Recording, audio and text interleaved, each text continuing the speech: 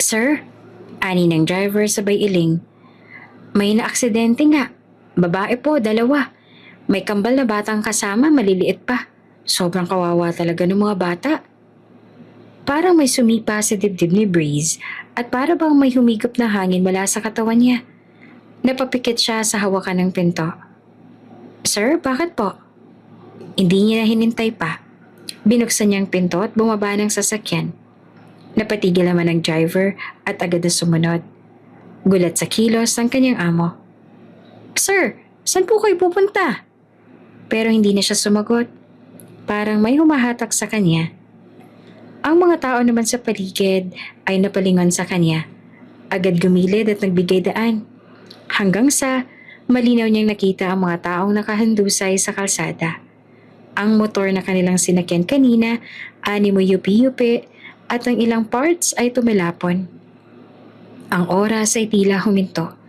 Ang puso niyang parang tumigil sa pagtibok nang makita niya ang nakadapang babae na tila sinubukan pang gumapang bago ito tuluyan na nawala ng malay. Si Donna, ang ex-wife niya. Duguan ang ulo nito. May galos sa braso at ang kamay ay pilit na inaabot ang isang bata. Namutla si Breeze. Hindi siya makagalaw. Tila nawala ng lakas ang mga tuhod niya. Donna? Mahina niyang sambit. Sir, kilala niyo po ba sila? Tanong ng driver. Donna? Sigaw ni Breeze at mabilis siyang sumugod. Halos mabundol ang mga tao sa paligid na kusang nagbigay daan. Lumuhod siya sa tabi nito at agad itong niyakap. Donna, wake up, please. Open your eyes. Nanginginig ang boses niya habang inahaplos ang pisngi nito. Patuloy niya itong ginigising. Napatingin siya sa dalawang bata nang isa yakap naman ng matandang ginang para siguro ay protektahan. Lalo pa siyang nanigas dahil ang dalawang bata ay kamukhang kamukha niya. Na para bang mga anak niya sila.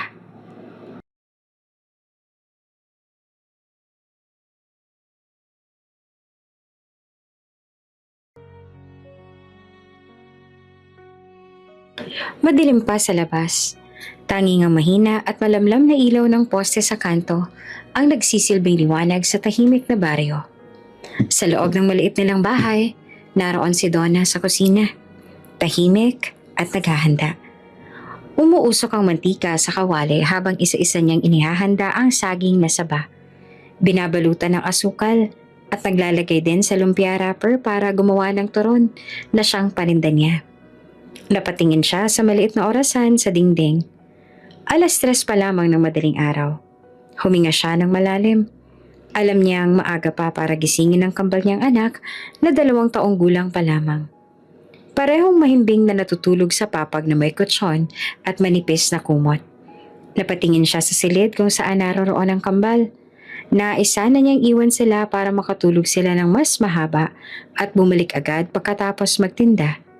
Pero hindi naman pwede dahil wala namang magbabantay sa kanila. Wala siyang mga kaanak na maiiwan at maaaring magbantay sa mga ito. Siya lang talaga. Matapos niyang maprito ang lahat ng ititinda niya, dahan-dahan siyang lumapit sa mga bata at naupo sa gilid ng papag. Inilapit niya ang mukha sa kambal. Humalik siya sa noon ng mga ito, ngunit nananatili pa rin na mahimbing ang kanilang tulog. Baby? Mahinang tawag niya. Gising na mga anak, aalis na tayo. Wala pa ring reaksyon. Huminga siya ng malalim at muling hinaplos ang palad sa ulo ng isa. Alam ko ang sarap ng mga tulog ninyo pero kailangan yung sumama sa mama para magtinda. Wala kasi magbabantay sa inyo eh. Unti-unti namang dumilat ang isa sa kambal, si Calyx. Ang mga mata nitong magkaibang kulay ay mapupungay na tumitig sa kanya. Bangon na anak, mag-almusal na kayo para mabihisan ko na kayo. Kapag ganito, sobrang naaawa talaga siya para sa kanyang mga anak dahil maging sila ay kailangan na maistorbo ang tulog at gumising ng maaga pero wala naman siyang magagawa dahil kailangan na kailangan nilang magtinda. Kailangan din kasi na maaga silang magsimulang magtinda para mas marami ang kikitain. Pinag-almusal niya na ang kambal at si Calyx at Caden. Pagkatapos ay binihisan niya na rin ang dalawa bago niya hinanda ang mga paninda nila. Bago sila umalis, sinuotan niya ng medyas at hoodie ang kambal. Siguradong hindi na sila giginawin. Paglabas sila ng bahay, malamig ang simoy ng hangin. Madilim pa rin sa daan pero may mga sasakyan ang dumaan. Nagpara siya ng tricycle, huminto ito sa tapat nila, at lumabas ang driver. Isang lalaking nasa late 40s na agad napansin ang dami ng bitbit ni Donna. Mukhang ang dami mong dala, ani ng driver habang sinusuri ang lahat ng mga dala nila. Oo nga po kuya, pasensya na ha, may kasama pa kasi akong bata eh. Wala kasi magbabantay sa kanila sa bahay. Tiningnan ng driver ang kambal na tahimik at nakahawak sa laylayan ng damit niya. Nako, kawawa naman ang mga chikiting. Sige, tulungan na kita. Sabay baba ng lalaki para tulungan siya sa mga dala. Pagdating nila sa simbahan, mabilis silang bumaba. Nagmamadaling inayos si Donna ang mga dala para makapagsimula na agad sa pagtitinda. Maupo lang muna kayo dyan ha, sabi niya sa kambal na tahimik na tumalima. Hindi nagtagal, unti-unti na nagpapakita ang liwanag sa silangan. Isang bagong araw na naman. Isa na namang laban sa araw-araw na buhay para sa lahat ng mga tao dito. Agad niyang inilatag ang banig at inilagay sa maayos na pwesto ang bilao ng turon at thermos ng kape. Ang kambal naman ay tahimik na nakaupo sa gilid ng banig, nakasiksik sa maliit na kumot na dala nila. Maya-maya, nagsalita ang kanyang katabing matandang tindera na mabait sa kanya simula pa lamang. Uy, Donna, ang aga niyo ngayon na. Bati nito habang pinupunasan ang sarili nito. Oo nga po kailangan kasi malapit na kasi yung check-up ng anak ko. Sagot niya habang patuloy sa pag-aayos. Hay, napakahirap talaga ng pinagdadaanan mo. Wala na yatang pahinga yung katawan mo. Sabi pa ng matanda habang umiiling. Ngumiti lamang si Donna at hindi na sumagot. Sanay na siyang hindi magkwento ng lahat. Wala naman kasing ibang makakatulong sa kanya kapag nagkwento siya. Kakaawaan na siya ng mga tao. Kaya tumalikod siya para tanungin ang kambal. Ayos lang ba kayo riyan mga anak? Tumango naman ang kambal na kaparehong nakaupo maayos sa gilid ng banig. Tahimik at mababait. Wala ni kaunting reklamo o pag-aalboroto kahit na istorbo niya ang tulog nila kanina. Napansin naman iyon ng matandang tindera at muli ito nagsalita. Buti na lang kahit bata pa tong mga anak mo, hindi mo sakit sa ulo. Kay babait, ang cute-cute pa. Napangiti si Donna. Inabot niya ang ulo ng isa at hinaplos ito. Oo nga po, napakaswerte ko sa mga anak ko. Tahimik siyang napatingin sa simbahan. Hindi biro ang mag-alaga ng kambal. Mag-isang naghahanap buhay at sabay makikibaka araw-araw. Pero habang kasama niya ang kambal, pawi naman ang bigat ng katawan niya. Maghapon na nakaupo sa gilid ng simbahan si Donna kasama ang kambal niyang anak. Mula umaga hanggang hapon, hindi siya halos tumigil sa pagtitinda ng turon, banana Q at mainit na kape. Pawisan na pero hindi niya iniinda ang pagod. Lumingon siya sa mga anak na tahimik pa rin nakaupo sa gilid ng banig at tila pagod na rin. Awang-awa siya sa mga ito. Alam niyang hindi ganito dapat ang buhay ng mga batang tulad nila. 2 taong gulang pa lamang pero halos kasama na sa araw-araw na pakikibaka. Napalunok siya. Pinilit ngumiti sa kanila kahit nag-uunahan na ang luha sa mata niya. Konting tiis pa mga anak. Konting tiis na lang. Bulong niya. Hawak ang kamay ng isa sa kambal. Ang isa sa kambal, si Kaden, ay may butas sa puso. Isang komplikasyon na matagal nang alam ni Donna. Sinabihan na siya ng doktor na kailangang maagapan ito bago pa lumala. Kaya naman doble kayod talaga siya para maipagamot ang anak. Tanging pagtitinda lang ang pinagkakakitaan nila. Wala siyang ibang katuwang sa buhay. Walang pamilya, walang ibang sandalan kundi ang sariling lakas at panalangin. Bandang 3:00 ng hapon habang iniimpake niya na ang natitirang paninda, laking gulat niya nang biglang bumulagta si Kaden sa semento. Kaden! Sigaw niya. Agad na binitawan ng bilao at napaluhod sa anak. Hindi na siya nag-aksaya ng panahon at binuhat niya na ito. Tulungan niyo ako! Ang anak ko ay natake siya! Ngunit ang mga dumadaan ay tumitingin lang at nagmamadaling umiwas. Parang biglang naging bulag at bingi ang mundo sa paligid niya. Iha, anong nangyari? Tanong ng isang ginang ng magandang loob at lumapit. Ang anak ko po, kailangan po siyang madala sa ospital. May sakit po siya sa puso. Halos hindi na maayos ang sinabi niya sa sobrang takot. May motor kami pero walang asawa ko para magmaneho. Ako na po magdadrive. Basta makarating kami sa ospital. Sige, sasamahan na lang kita para may maghahawak sa mga anak mo. Tumango naman si Donna. Nasa gitna si Calyx, habang si Kaden na walang malay ay buhat ng matanda. Habang humaharurot ang motor sa kalsada, nanginginig ang kamay ni Donna pero pinipilit maging matatag. Paulit-ulit ang dasal niya sa isip. Huwag na yon, Diyos ko. Huwag niyo pong kunin ang anak ko. Subalit ilang kanto pa lang kanilang tinatahak, biglang may humarurot na van mula sa kabilang lane. Mabilis, parang wala itong preno. Isang iglap lang, malakas ang tunog ng banggaan. Malakas na bumangga ang van sa kanilang motor. Hindi ito nagawang iwasan dahil sa sobrang bilis ng van. Tumilapon ang motorsiklo. Nagsigawan ng mga tao. Bumagsak sila sa kalsada. Pumulandit ang dugo. Nakahandusay si Donna sa semento. Sinubukan niyang igapang ang sarili palapit sa mga anak na walang malay. Duguan, ngunit dumidilim na ang paningin niya. Sinusubukan pa niyang umusog. Anak ko. Mahina niyang bulong. Bago siya tuluyang nawala ng malay, nasilayan pa niya ang dugo ang kamay ni Calyx na pilit siyang inaaabot habang umiiyak.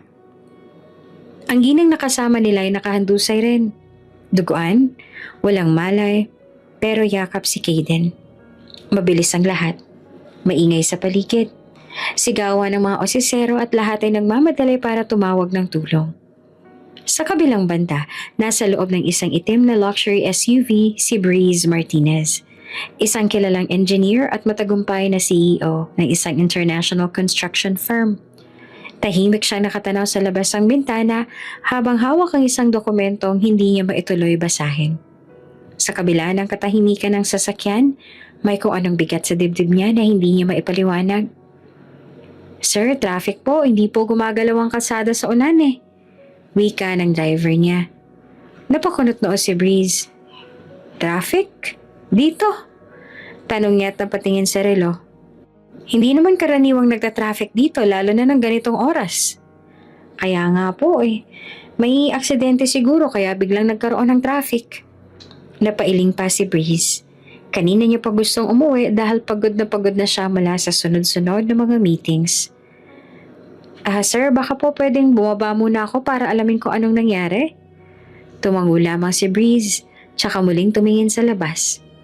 Tahimik, ngunit may bumabagabag sa kanya. Parang may mahinang tinig na paulit-ulit sa isip niya. Bomba ka, tingnan mo. Hindi niya iyon maipaliwanag. Hindi siya naniniwala sa mga kutob, pero may kung anong bigat sa dibdib niya na tila nagpapakaba sa kanya nang hindi niya alam kung bakit. Ilang minuto ang lumipas at bumalik ang driver. Napapailing ito. Halatang may mabigat na nakita. Sir, ani ng driver sabay iling. May naaksidente nga. Babae po, 2. At may kambal na batang kasama, maliliit pa. Sobrang nakakaawa ang mga bata. Parang may sumipa sa dibdib ni Breeze. Parang may humigop ng hangin mula sa katawan niya. Napakapit siya sa hawakan ng pinto. Sir, bakit po? Hindi niya na hinintay pa. Binuksan niyang pinto at bumaba.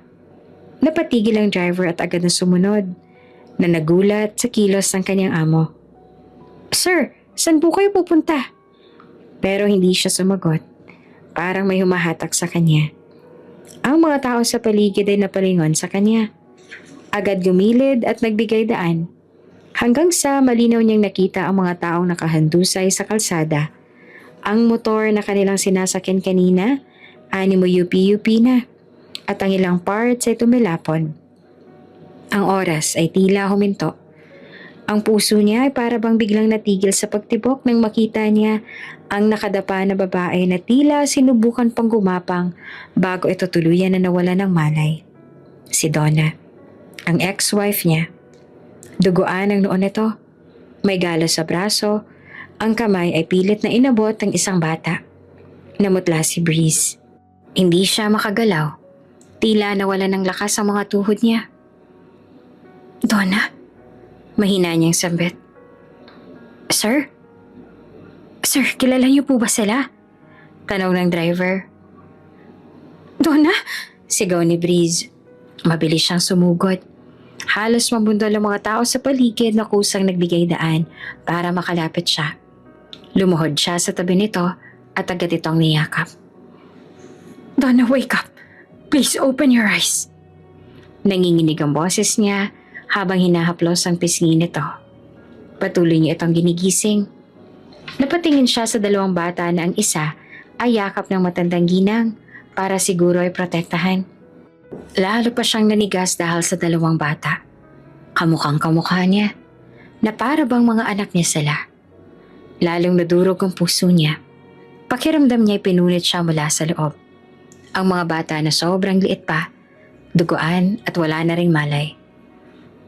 Ililigtas ko kayo! Ililigtas ko kayong lahat! Anas niya at habang tumatayo at humarap sa mga paramedic na nagsimula ng buhatin si Donna sa stretcher. Nagsusumamo siya sa mga ito na iligtas sila. Iyon ang unang pagkakataon sa buhay ni Breeze Martinez na nagsumamo siya. Sir, kami na pong bahala sa kanila. Sumunod na lang po kayo sa amin sa ospital. Sundan natin sila. Bilisan mo! Mariing utos niya sa driver na agad naman na kumilos. Pagdating sa ospital, agad na sinalubong ng mga nurse at doktor ang ambulansyang dumating. Sinakay sa stretcher si Donna na hindi pa rin nagkamalay, habang ang kambal naman ay agad ding inasikaso. Ang isa ay dinala sa pediatric ICU at ang isa naman ay sa emergency room. Si Breeze ay hindi mapakali. Sa labas sa emergency area, palakad-lakad siya. Parang mababaliw sa kaba. Ang suot niya na puting long sleeves ay puno ng dugo. Ang driver ay nakaupo lamang sa isang bench sa gilid, nakatingin sa kanya. Hindi alam kung lalapitan ba siya o hahayaan muna. Pinagtingin na lang siya ng mga tao. Hindi lamang dahil sa itsura niyang puno ng dugo, kundi sa halatang tensyon at takot na hindi niya maikubli.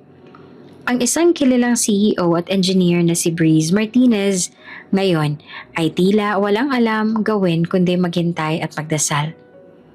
Please God, don't take them from me. Bulong niya habang maninikulohod sa upuan.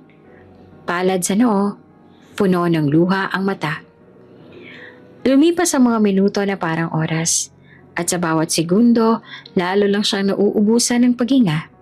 Hindi siya sanay na wala siyang kontrol.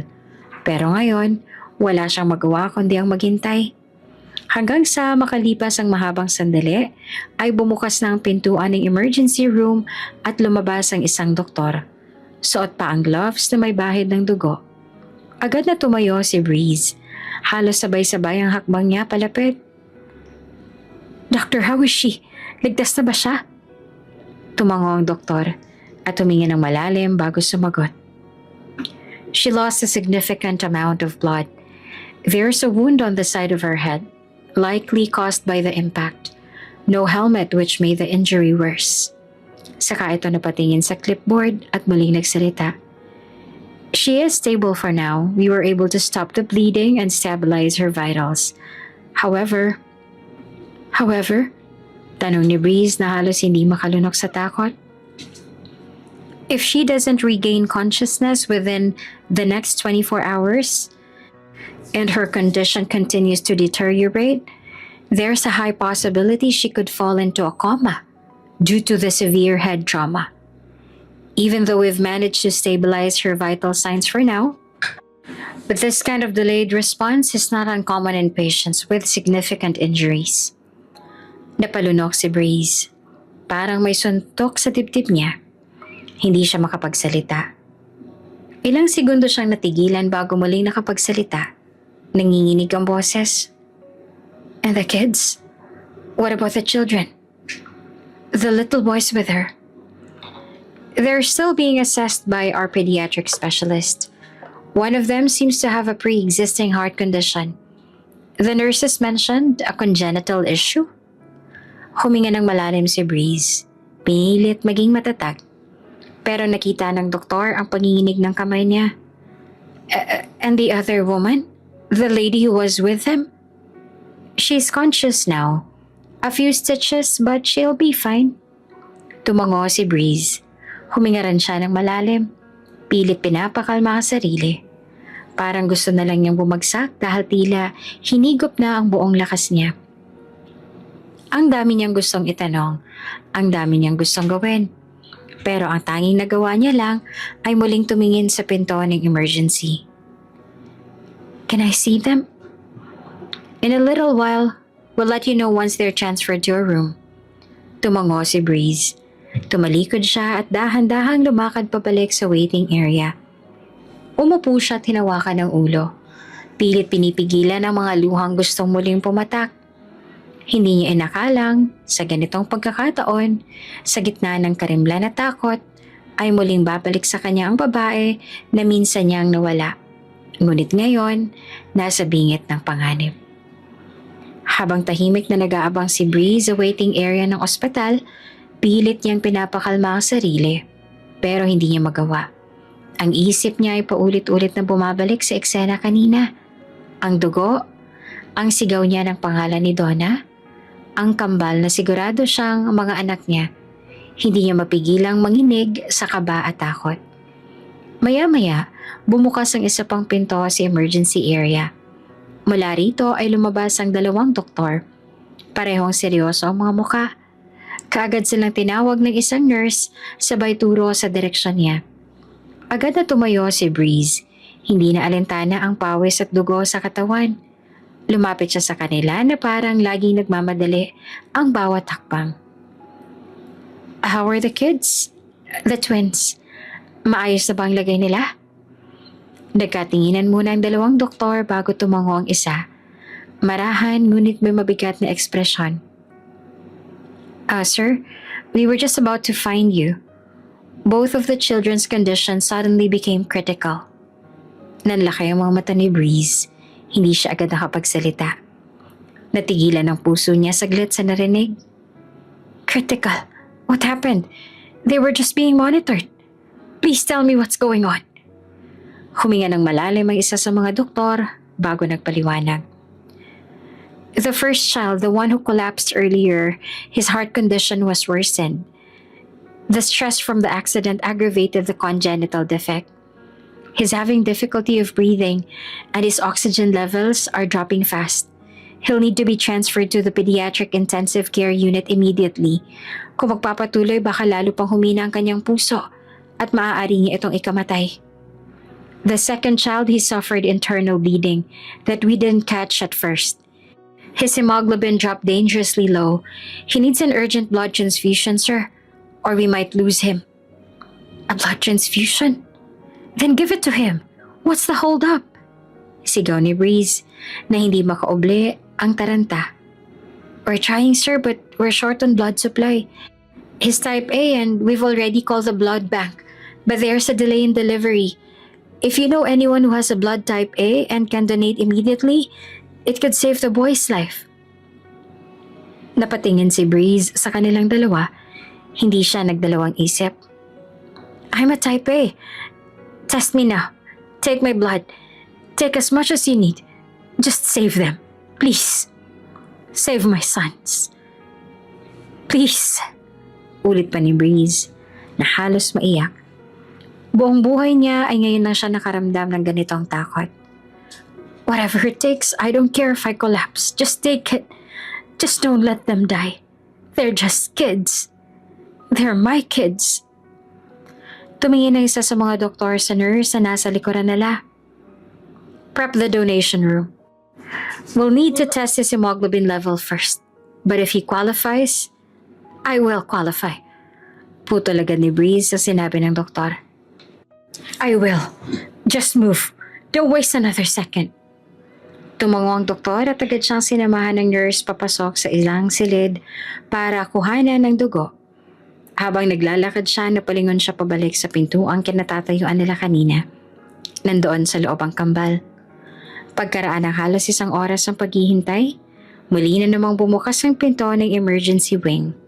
Sa pagkakataong ito, isang doktor ang lumapit kay Breeze habang siya ay nakaupo sa bench.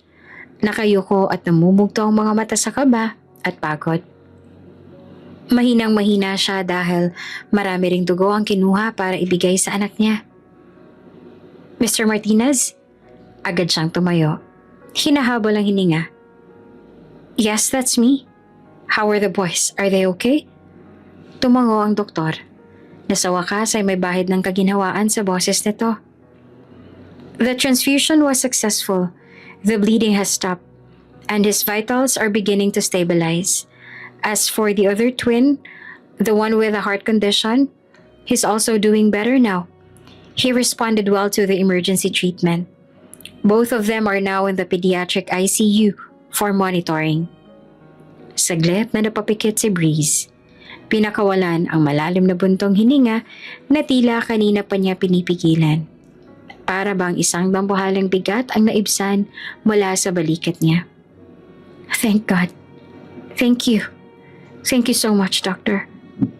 Tumango ang doktor. They're still not conscious, but that's normal. We'll continue to observe them. For now, they're stable. You did the right thing, sir. Your donation helped save that boy's life. Ilang sandali pa'y lumapit ang isa pang doktor. Babae naman, may hawak na clipboard. Mr. Martinez, you may see the children's mother now. Agad siyang tumango. Yes, please take me to her. Habang naglalakad papunta sa intensive care wing, tahimik si Breeze. Nanginginig ang mga kamay niya at bawat hakbang ay tila may kasamang panalangin. Hindi niya alam kung handa na siyang makita si Donna sa ganoong kalagayan. Ang babaeng minsang minahal niya, iniwan niya, at ngayon bumalik sa buhay niya sa paraang hindi niya kailanman inasahan. Pagpasok niya sa kwarto, agad siyang napahinto. Natulala siya sa nakita. Si Donna, nakahiga sa puting kama ng ospital, nakasuot ng hospital gown, at puno ng nakakabit na tubo at wire sa katawan. May oxygen tube sa ilong nito, at ang monitor sa gilid ay patuloy sa pagtunog. Is she going to be okay? Tanong niya na halos pabulong. Ang doktor ay lumapit sa kama at sinulyapan ang monitor bago sumagot. She is stable for now. She sustained a head injury during the crash. Since she wasn't wearing a helmet, there was nothing to protect her from the impact. Masyadong malakas ang nangyaring impact. Hindi lamang sa kanyang ulo kundi maging sa ibang parte ng katawan niya. Kung kayo may mga sugatan siya, she's unconscious, and although her brain scan doesn't show severe internal bleeding, we're not ruling out the possibility of a coma. Napatitig siya kay Donna. Punong-puno ng awa ang mga mata niya dahil sa sinapit nito. We'll give her 48 hours. That's the window we're hoping for. If she wakes up within that time, then we can proceed with the recovery. If she doesn't, we may have to declare her in a comatose state. Napahawak sa ulo si Breeze. Pinisilang sentido na kanina pa kumikirot habang lumalapit sa kama. Naupo siya sa gilid nito at marahang hinawakan ng kamay ng dating asawa. Nanginginig ang kamay niya habang pinagmamasdan ang mukha nitong maputla at walang malay. Donna, mahina niyang bulong, kasabay ng pagpipigil sa luha. Please wake up. You have to wake up. The boys need you. I need you. Tumingin siya sa doktor, desperado. Is there anything I can do? Anything at all? Umiling ang doktor. Mahinahon ang tinig. Just stay with her. Talk to her. Sometimes patients in this state can still hear us. We can't promise anything, but it might help. Pagkatapos noon ay lumabas na ang doktor. Iniwan silang dalawa sa loob ng tahimik at malamig na silid. Si Breeze ay nakatitig lamang kay Donna. Hawak pa rin ang kamay nito. Parang ayaw bitawan. I never thought I'd see you like this. Mahina niyang sambit. I don't even know where to start. But please stay with us. Come back to us. I was late. But I'm here now. And I'm not going anywhere. At doon siya nanatili. Sa tabi nito kahit pawala itong malay, tahimik, mapagkumbaba, at buong puso hinihintay ang pagising ng babaeng minsan niyang tinalikuran. At ngayon, handang ipaglaban. Pagkalabas ni Breeze ng ICU, hindi niya nakinaya ang bigat sa dibdib. Para siyang nauubusan ng hangin sa bawat hakbang. Ang imahe ni Donna na walang malay at balot ng tubo ay patuloy na bumabalik sa isip niya, kasabay ng mukha ng kambal na bata na ngayon pa lang niya nakita. Ngunit tila ba nakaukit na agad sa puso niya. Wala siyang masabihan ng bigat sa dibdib niya, kaya't ang mga paa niya ay kusa nang naglakad papunta sa maliit na chapel sa loob ng ospital. Tahimik ito. May mga kandilang nakasindi sa altar at ilang taong nakaluhod sa dasal. Pumwesto siya sa pinakahuling upuan. Yumuko at dahan-dahang pinikit ang mga mata. Si Breeze ay tipo ng tao na hindi makadiyos. Ngunit sa pagkakataong ito, ay heto siya, nakaluhod, dahil batid niya na ang may kapal lamang ang makakatulong. Napalunok siya ng laway at marahang pinagsalikop ang mga daliri. Napakabigat ng dibdib niya, parang sasabog anumang sandali. Maya-maya ay bumulong siya sa gitna ng katahimikan. Lord, I don't know if I deserve to ask you anything right now, but I am here. I'm not here to question you. I'm just here because I don't know where else to go. Nanginginig ang kanyang balikat. Pilit niyang pinipigilan ng pagbagsak ng luha.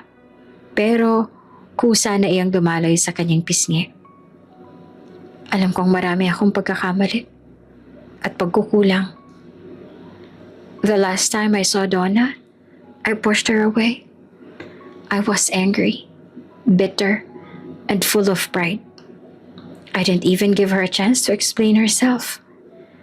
I said things I should have not said. I made her feel like she didn't matter. Napakapit siya sa gilid ng bangko. Pilit binabalanse ang sarili habang pinipiga ng guilt ang kanyang puso. But you know what I did after that, Lord? You saw how I searched for her. I didn't stop thinking about her. I tried to find her again.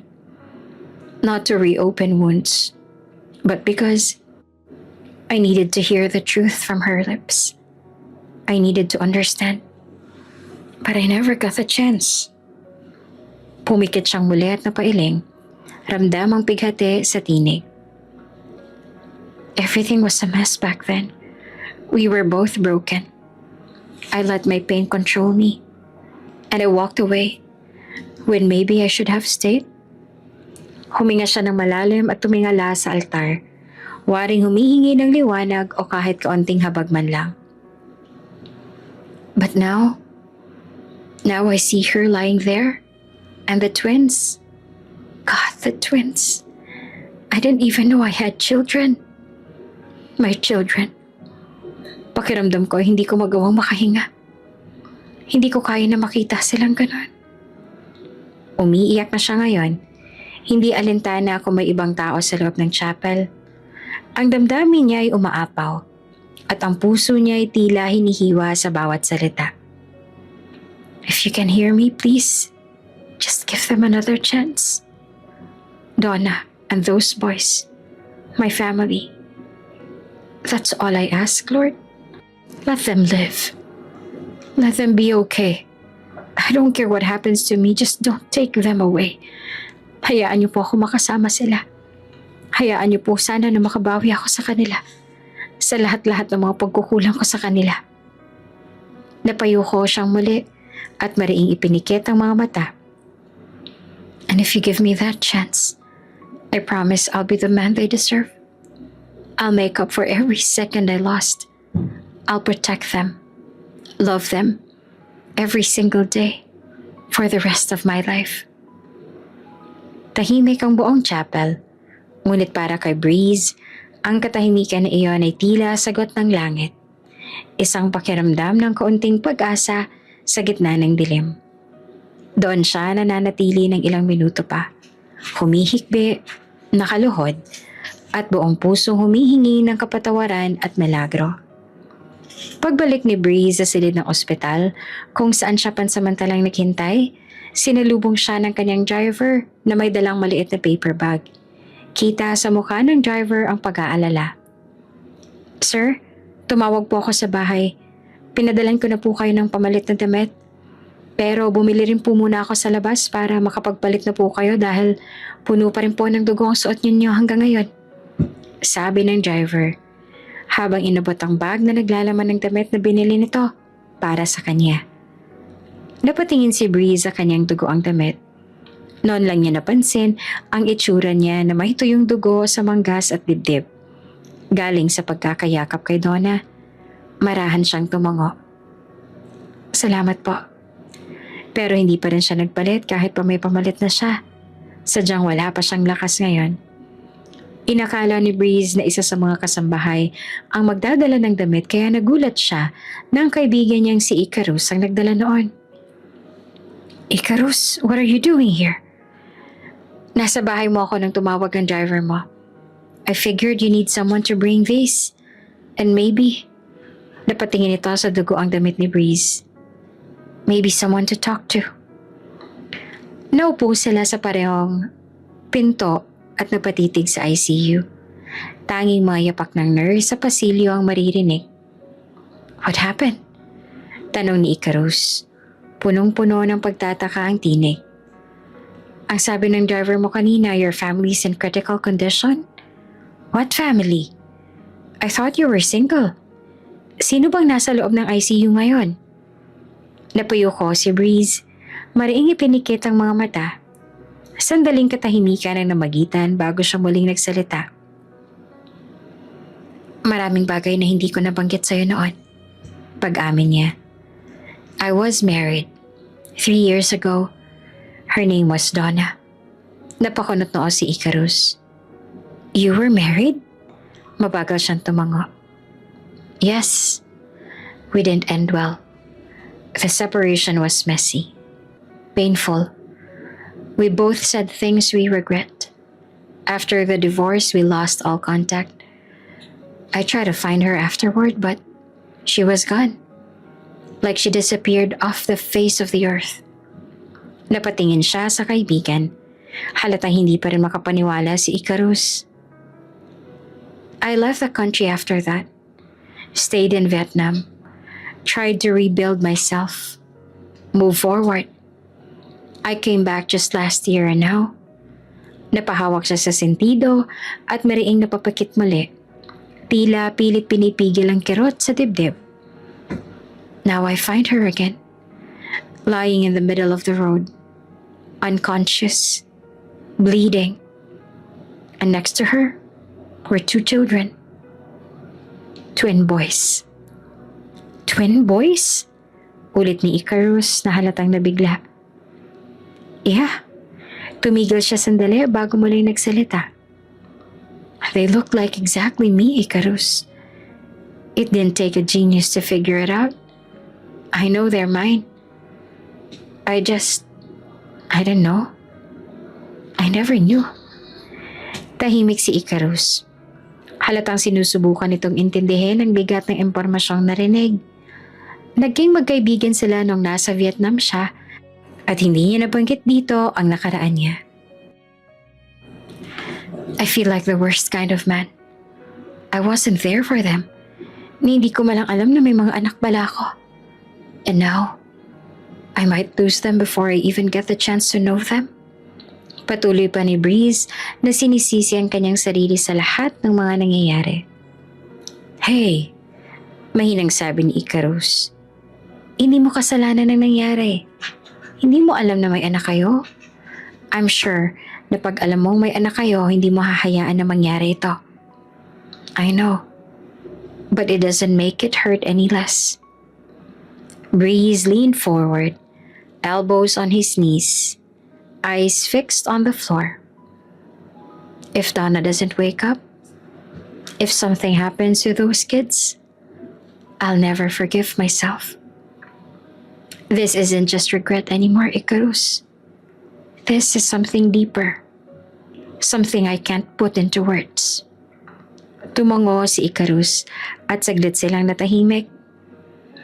Do you still love her? Tanong nito at diretsong tumingin kay Breeze. Saglit na tumigil si Breeze bago marahang tumango. I never stopped. Pagkatapos ng pag-uusap nila ni Icarus, nagpa siya na si Breeze na magbihis. Tinanggap niya ang damit na dinala ng kanyang kaibigan. Isang malinis na puting polo at simpleng pantalon. Habang nagbibihis siya sa restroom malapit sa lounge ng ICU, pilit niya pa rin na pinapakalma ang sarili. Isang malalim na buntong hininga ang pinakawalan niya habang sinasara ang butones ng polo.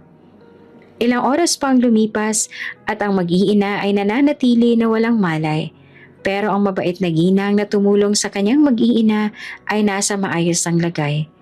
Sinagot niya ang lahat ng gastos nito at nagbigay din siya dito ng malaking halaga bilang tulong. Nakapagsampa na rin siya ng kaso laban sa driver at may-ari ng van na bumangga sa motor. Nawalan daw ito ng preno pero hindi niya na tinanggap ang paliwanag at paghingi nito ng tawad. Tinuloy niya ang kaso dahil na rin sa koneksyon niya. Titiyakin niya na wala ng laya ang mga ito. Sir, gising na po ang patient. The woman, she's awake. Sabi kay Breeze ng isang nurse. Saglit siyang napatikil. Parang huminto ang oras sa narinig. Mabilis siyang tumango. Halos hindi na makapagsalita sa kabat-sabik. I'll go. Please take me to her. Agad naman siyang sinamahan ng nurse patungo sa ICU. Habang papalapit sa silid, dama ni Breeze ang pagbilis ng tibok ng kanyang puso. Sa dami ng pangyayari hindi niya inaasahan, ito ang pinakahihintay niyang sandali, ang muling makitang gising si Donna. Pagpasok niya sa loob ng ICU, bumungad sa kanya si Donna. Nakahiga sa kama, may mga nakakabit pa ring tubo at dextrose. Ang mukha nito ay maputla. Ngunit ang mga mata ay muling nakadilat. Unti-unting sumusuri sa paligid. Donna, mahina ngunit puno ng damdamin ang pagkakabanggit niya ng pangalan nito. Napalingon sa kanya ang babae. Ngunit imbes sa pagkilala, pagtatakang gumuhit sa mukha nito. Sino ka? Parang binuhusan ng malamig na tubig si Breeze. Hindi agad siya nakasagot. Napalunok siya at lumapit. Umaasang makikita niya ang kahit kaunting pagkilala sa mga mata ng dating asawa. It's me, Breeze. I'm here. Napakunot ang noo ni Donna. Kita ang paggalito sa mga mata nito. Ang mga anak ko, nasan sila? Tanong nito. May halong kaba at desperasyon sa tinig. Breeze's heart sank. Agad siyang lumapit pa sa kama at maingat na naupo sa gilid nito. They're safe. The twins, they're just in the next room. They're being taken care of. You don't have to worry, okay? They're fine now.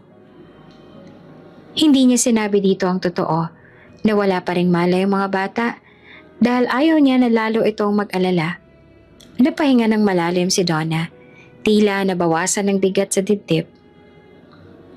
Nakita na ba tayo noon? Tanong muli ni Donna na mahina ang boses. Saglit na tumahimik si Breeze. Napalingon siya sa nurse at saka tumayo. Hinagod ang sariling batok habang pilit nilulunok ang kirot sa dibdib. I'll talk to the doctor. Lumabas siya ng ICU at sinulubong siya ng doktor na umasikaso kay Donna. Agad siya nang nagtanong, punong-puno ng pag-aalala at kalituhan. Anong nangyayari, Doc? Bakit hindi niya ako maalala? Huminga ng malalim ang doktor bago nagsalita. She's experiencing partial retrograde amnesia.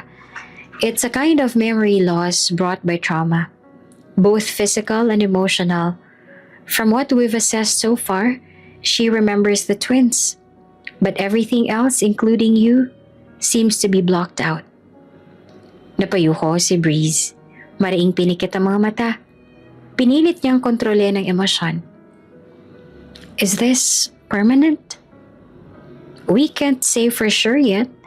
There are instances when memories gradually come back, and there are times when they don't.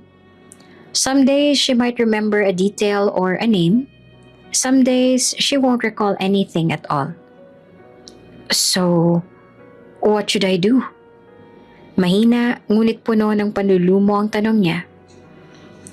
Do I just wait? Be patient with her, Mr. Martinez. Her mind is doing its best to heal. Familiar things, gentle conversations, these may help trigger her memories. But whatever you do, don't pressure her. It could only make things worse. Tumango si Breeze. Bagaman bakas ang lungkot sa kanyang mukha, tiningnan niyang muli ang silid kung saan naroon si Donna. She is my wife. Mahina niyang sabi. Even if she doesn't remember me now, I'll stay. I'll help her remember. Habang nakaabang sa labas ng ICU, tinungo muna ni Breeze ang silid kung saan nagpapahinga ang kambal.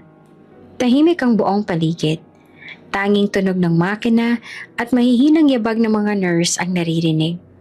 Dumungaw siya sa malaking salamin at nakita ang dalawang batang payapang natutulog. Ngunit ilang minuto pa lang lumilipas, napansin niyang gumalaw ang isa.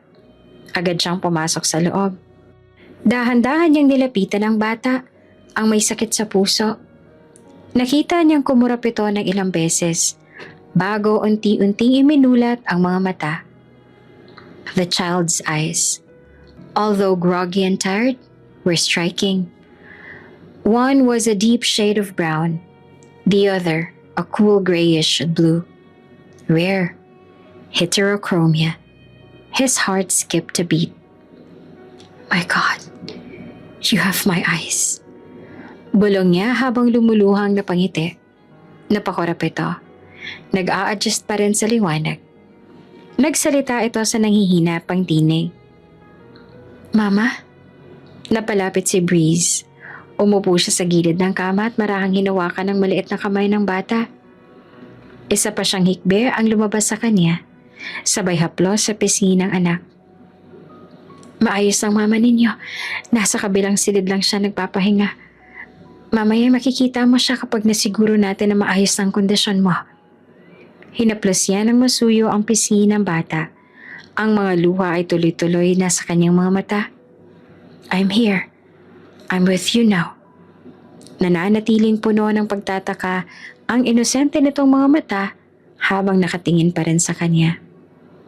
I'm your daddy. Nagtagal ang katahimikan sa pagitan nilang dalawa. Ang bata ay tila nag-iisip, nagmamasid. Tapos para bang may mainit na alon ng koneksyon na dumaan sa kanilang dalawa. Unti-unti itong ngumiti. Dahan-dahan na gumalaw ang maliit itong kamay para abutin ang kanyang index finger. Dama niya ang init mula sa mainit itong kamay na tila ba humahaplos din sa kanyang puso. Ikaw? Daddy? Bulong nito at muli ay ngumiti. Dumaloy muli ang luha sa kanyang pisngi. Tumango at ngumiti siya dito, sabay sabi, Oo, ako ang iyong ama. Mainit sa dibdib, para bang nabasag at nabuo ang puso niya sa isang iglap. Hindi pa siya lubos na nakakabawi mula sa emosyon nang marinig niyang umuhol ang isa pang bata sa kabilang kama. Napalingon siya. Gumising na rin ito. Dahan-dahan itong iminulat ang mga mata niya at tila naguguluhan. Katulad ng kakambal nito, magkaiba rin ang kulay ng mata nito na parehos ang kanya. Lumapit siya sa kabilang kama at marahang tinapik ang balikat ng isa pang bata. Hey, gising ka na, sabi niya. Pinipilit panatilihin ng tinig na kalmado kahit nag-uumapaw na naman ang damdamin niya. Puno rin ang pagtataka na tumitig sa kanyang bata. Mama? Ligtas na ang mama ninyo, sagot ni Breeze at masuyong nakangiti. Nasa kabilang silid lang siya. Yumuko siya at hinaplos ang mukha nito. Ang mga mata nito na puno pa rin ng pagtataka ay nakatitig pa rin sa kanya. Ako ang daddy ninyo. Ako ang inyong ama. Nagugulo ang kumurap sa kanya ang bata. Daddy? Mahina at nagugulahan pa rin itong saad. Oo, anak. Ako ang ama ninyo. Ulit pa ni Breeze. May luha sa kanyang mga mata. Kinuha niya ang kamay nito. Ang mga mata ng kambal ay nananatili sa kanya. Puno pa rin ng pagtataka. At habang nakatitig sa dalawang munting nilalang na bunga ng pag-ibig na minsan ay nawala sa kanya, alam niyang sa kabila ng sakit, may panibagong simula silang bububuin. Habang tahimik na nakaabang si Breeze sa labas ng silid kung saan nagpapahinga si Donna, lumapit sa kanyang doktor. Sir, we're arranging something. The children are awake now. Maybe seeing them might help stimulate her memory. Would you like us to bring her to them? Agad siyang tumango. Yes, please, let her see them. Ilang minuto ang lumipas. Dumating ang mga nurse na tulak ang hospital bed kung saan nakahiga pa rin si Donna. Maraming tubo pa rin nakakabit dito. At alitang hirap pa rin ang katawan nito. Ngunit may bahagyang sigla sa mga mata nito na wala roon kanina. Ipinwesto ang kama ni Donna sa silid ng kambal. Nang makita nito ang dalawang munting bata na parehong gising at nakaupo na sa kama, agad na bumuhos ang luha ni Donna para itong nawala ng lakas. Mga anak ko! Paulit-ulit nitong binanggit habang pilit itinataas ang kamay upang maabot ang mga anak. Agad na nalipitan ng kambal ang kanilang ina. Kahit nakakabit pa sa kanila ang ilang tubo, niyakap nila ito. Parehong umiiyak. Patawarin niyo ako. Patawarin niyo ang mama kasi hindi ko kayo naprotektahan. Halos hindi na maunawaan ang boses ni Donna sa sobrang pag-ikbi. Nilingon ng isa sa kambal si Breeze at itinuturo ito. Daddy, masayang sabi nito. Napahinto si Donna. Mabagal ang paglingon niya. Halatang naguluhan. Breeze too quiet. Slow. Step forward. Hindi niya alam kung paano itong sisimulan. Ngunit may lakas sa puso niyang nagtutulak sa kanya para harapin si Donna kahit hindi siya nito maalala. Napalunok siya. I'm their father. Hinawakan niya ang kamay ni Donna. Dahan-dahan, walang puwersa. Gusto na lang niyang maramdaman nito na nariyan siya, na totoo siya. I am Breeze Martinez. Pakilala niya. Tumango lamang si Donna. Bakas ang pagkagulat sa mukha pero walang pagtutol, walang pagtanggi. Hindi man ito maalala si Breeze, tila tanggap ng puso nito ang presensya niya sa tabi nila. Hindi kalayuan na patitig si Icarus sa tagpong yon, mga matang puno ng pagtataka. Nilapitan nito si Breeze nang makalabas siya sandali sa silid upang makapagpahinga. Breeze, ani Icarus. What's going on? Hinarap niya ang kaibigan. Kitang-kita sa ekspresyon niya ang labis na bigat na nadarama dahil sa lahat ng nangyayari. She doesn't remember me. The doctor said she's suffering from some form of trauma-induced amnesia. She only remembers the children. Everything else is gone. Napakunot ang noon ni Icarus. So she really has no memory of you at all? Tumango si Breeze. None. Oops! May break muna. Gusto mo bang ma-shoutout dito sa channel ni Ate Jane? Mag-comment lang ng lesson you learned from the latest story uploaded. Dahil pipili kami ng isang best comment of the day para i-shoutout sa susunod na upload. Kaya huwag kalimutang mag-iwan ng lesson you learned after you watch this video. Maraming salamat! Shoutout nga pala kina Joel Capile, Tia Ye, at Lilia Butalon from Anahawan, Southern Leyte. Sa ating mga taga-subaybay, paki-comment naman po sa baba kung taga saan kayo para alam ko kung hanggang saan umaabot ang mga kwento ni Ate Jane at para ma-shoutout ko kayo sa mga susunod pa nating mga kwento. Maraming salamat sa pakikinig.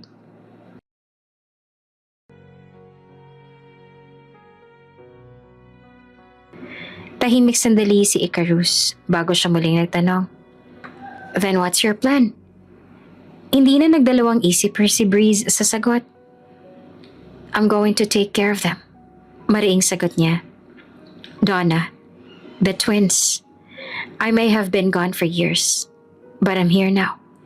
And I won't run away again. Nagtagal ang titig ni Icarus sa kanya, parang sinusukat kung gaano kaseryoso. And what if she remembers you? Tanong muli ni Icarus. What if all of it comes back. Your past, the pain, the reason she left. Nanatiling tahimik si Breeze. Tumingala siya tsaka mariing pumikit. Saglit lang ngayon, pero ramdam ni Icarus ang bigat ng dinadala ng kaibigan. I know she hated me. I know she probably still does. If only her memory would remind her. I made mistakes. I failed them. I failed her. Bumuntong hininga siya. Pilit tinatago ang panginginig ng boses. But I'll do everything to be forgiven. Even if it means kneeling before her. Even if I have to beg 1,000 times. I'll do it. Puno ng katapatan ng kanyang mga salita. Hindi iyon panandali ang emosyon. Isa yung pangako na gagawin niya kahit ano pa man ang mangyari at kahit ano pa ang maging reaksyon sa kanya ni Donna kapag bumalik na ang mga alaala nito. She doesn't owe me anything. Dagdag niya. But I owe her everything. I owe them a father. And if I have to earn that place every single day for the rest of my life, I will. Sa loob ng mga linggo matapos ang aksidente, hindi nagkulang si Breeze sa pag-aalaga. Hindi man siya kilala ni Donna sa umpisa, pinilit niyang iparamdam ang presensya niya. Bilang ama ng kambal at bilang dating asawa, siya ang nagbantay sa gabi. Siya ang nag-asikaso sa mga gamot, sa mga follow-up check-up, sa mga pangangailangan ng mga bata. At ng mismong si Donna. Hindi siya lumiban kahit isang araw. Pinilit niyang puna ng lahat ng pagkukulang niya noon. Nagpaayos siya ng private nurses, pinaayos ang hospital room, ibinili ng bagong gamit ang kambal, pinilit niyang bumawi sa paraang alam niya, kahit pa alam niyang napakalaki ng kasalanan niya, at baka huli na ang lahat. Hanggang sa isang araw, tuluyan ang bumalik ang alaala ni Donna, at tulad ng kinakatakutan ni Breeze, galit. Puro galit ang bumalik. Umalis ka, singhal ni Donna. Lumabas ka dito. Napatigil si Breeze. Nag-aalangan siyang lumapit. Donna, don't. Just don't. Hindi ko kailangan ng paliwanag mo. Hindi ko kailangan ng paglalapit-lapit mo sa mga anak ko. Anak natin. Mahinang giit niya. Mariin siyang tinitigan ni Donna. Halos susunugin siya ng mga mata nito. Anak ko, dahil kahit kailan, ayokong kilalanin ka nilang ama. Ni ayoko maging parte ka ng buhay nila. Parang binuhusan ng malamig na tubig si Breeze, hindi siya nakagalaw. Nanginginig ang mga kamay niya habang pinipigilan ang sarili. Please, pabulong niyang usal, nangingilid ang luha.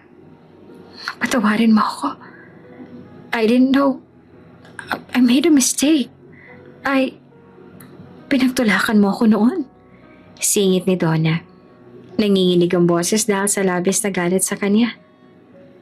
Mas pinaniwalaan mo ang mga kasinungalingan ng iba kesa sa akin na asawa mo. Mas pinili mong paniwalaan na niloko kita. Na naghanap ako ng iba. Sa halip na kausapin at pakinggan ako, tinalikuran mo ako. At ang mas masakit, hindi mo man lang ako hinahanap. Lumapit si Breeze. Wala siyang ibang nagawa kundi ang lumuhod sa harapan ni Donna. Doon sa sahig ng ospital, niyakap niya ang tuhod nito at tuluyang humagulhol. I'm sorry. I'm sorry, Donna. Kung pwede ko lang ibalik ang lahat. Kung pwede ko lang ayusin. Mariing lumunok si Donna. Waring nilulunok ang kung ano mang humaharang sa lalamunan nito. Kaya nahihirapan itong magsalita pero hindi ito umiwas. Gusto mong malaman kung bakit ako nakipagkita kay Mr. Vincent? Gusto mong malaman kung bakit may lumalabas na litrato naming dalawa? Gusto mong marinig kung anong totoong nangyari sa halip na ang kasinungalingan ng iba? Your mother asked me to meet him. Mariing sabi ni Donna. Sinabi niya sa akin na ang kumpanya mo ay halos bagsak na noon. Na isa-isa nang nagsisialisa ng mga investors dahil wala na silang tiwala sa'yo. At tanging makakatulong raw sa'yo ay si Mr. Vincent dahil siya ang isa sa pinakamalaking investor ng kumpanya mo. Pinilit niya akong kausapin siya. Ang sabi niya para sa'yo. So I met him for you because I believed in you. I loved you and I wanted you to succeed. Wala akong ibang maitulong sa'yo noon, kundi iyon lang at ang suporta ko. Tumaas ang boses ni Donna. Nanginginig ang katawan at ang mga mata ay punong-puno ng galit. Do you know what he did to me? He drugged me. And he almost raped me. Muntik niya na akong babuyin. Muntik niya na akong halayin. Para siyang tinamaan ng kidlat. Nanlaki ang mga mata ni Breeze. Napaatras siya ng bahagya. Nawalan ng lakas ang mga tuhod. At ang nakita mong litrato, ang pinakita sa'yo ng mami mo. Nangyari yun nung araw na yun. But none of you asked what really happened.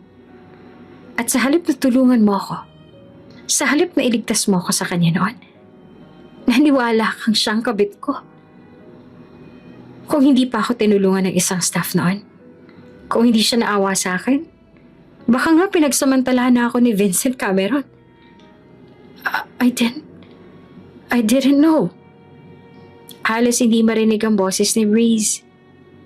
She never told me. She said you were cheating. She said she lied to you. Mapait na sabi ni Donna. And you let her. Natahimik siya. Tanging mga hikbi lamang maririnig mula kay Donna at ang paghinga ni Breeze na hirap na hirap. Alam niya kung anong totoo. Alam niya kung anong nangyari. Alam na alam niya ang lahat. Dahil siya nakiusap sa akin noon para kitain si Vincent. And she still turned her back on me. Mariin naman na napapikit si Breeze. Nanginginig ang kamay na humawak sa dibdib niya. Parang binunot ang puso niya sa narinig. No, pabulong niyang usal. I'm sorry. I'm sorry. I should have known. I should have protected you. I should have believed you. Patuloy ang pagpuhos ng puot sa mga mata ni Donna. Nakaluhod pa rin siya sa harapan nito, pero hindi na iyon sapat. Kahit ang buong katawan niya ay ikubli niya sa sahig, hindi pa rin niya kayang suplian ang bigat ng kasalanan ginawa niya. Alam mo kung anong mas masakit? Ani Donna, naniningkit ang mga matang puno ng luha. Sa kabila ng lahat ng ginawa ko para sa'yo, tinalikuran mo ako. Ipinagkanulo mo ako. Napalunok si Breeze. Iniwan mo ako. Nabasag ang boses nito. Pinaniwalaan mo ang ibang tao kesa sa akin. Ako na asawa mo. Nakasama mo sa lahat. Na buong puso kang minahal. Napapailing si Donna. Pinipigilang humikbi. Ngunit unti-unti nang bumigay ang tinig. Nawalan ako ng kakampi, Breeze. You know that you were all that I had. Pero tinalikuran mo pa rin ako. Ikaw nga lang meron ako eh. Ikaw lang ang dapat kakampi ko noon pero wala kang tiwala sa akin. Wala kang tiwala sa babaeng hinarap mo sa altar. I kept choosing you. Even when it meant losing parts of myself. Even when it hurts. You were all I had. But you pushed me out like I was just another burden. You left me when I needed you most. Dahan-dahan na napaatras si Donna. Tila nawala na rin ito ng lakas na muli pang napaupo sa kama. Alam mong wala akong pamilya. Alam mong ikaw lang ang meron ako. Pero pinili mong lumayo.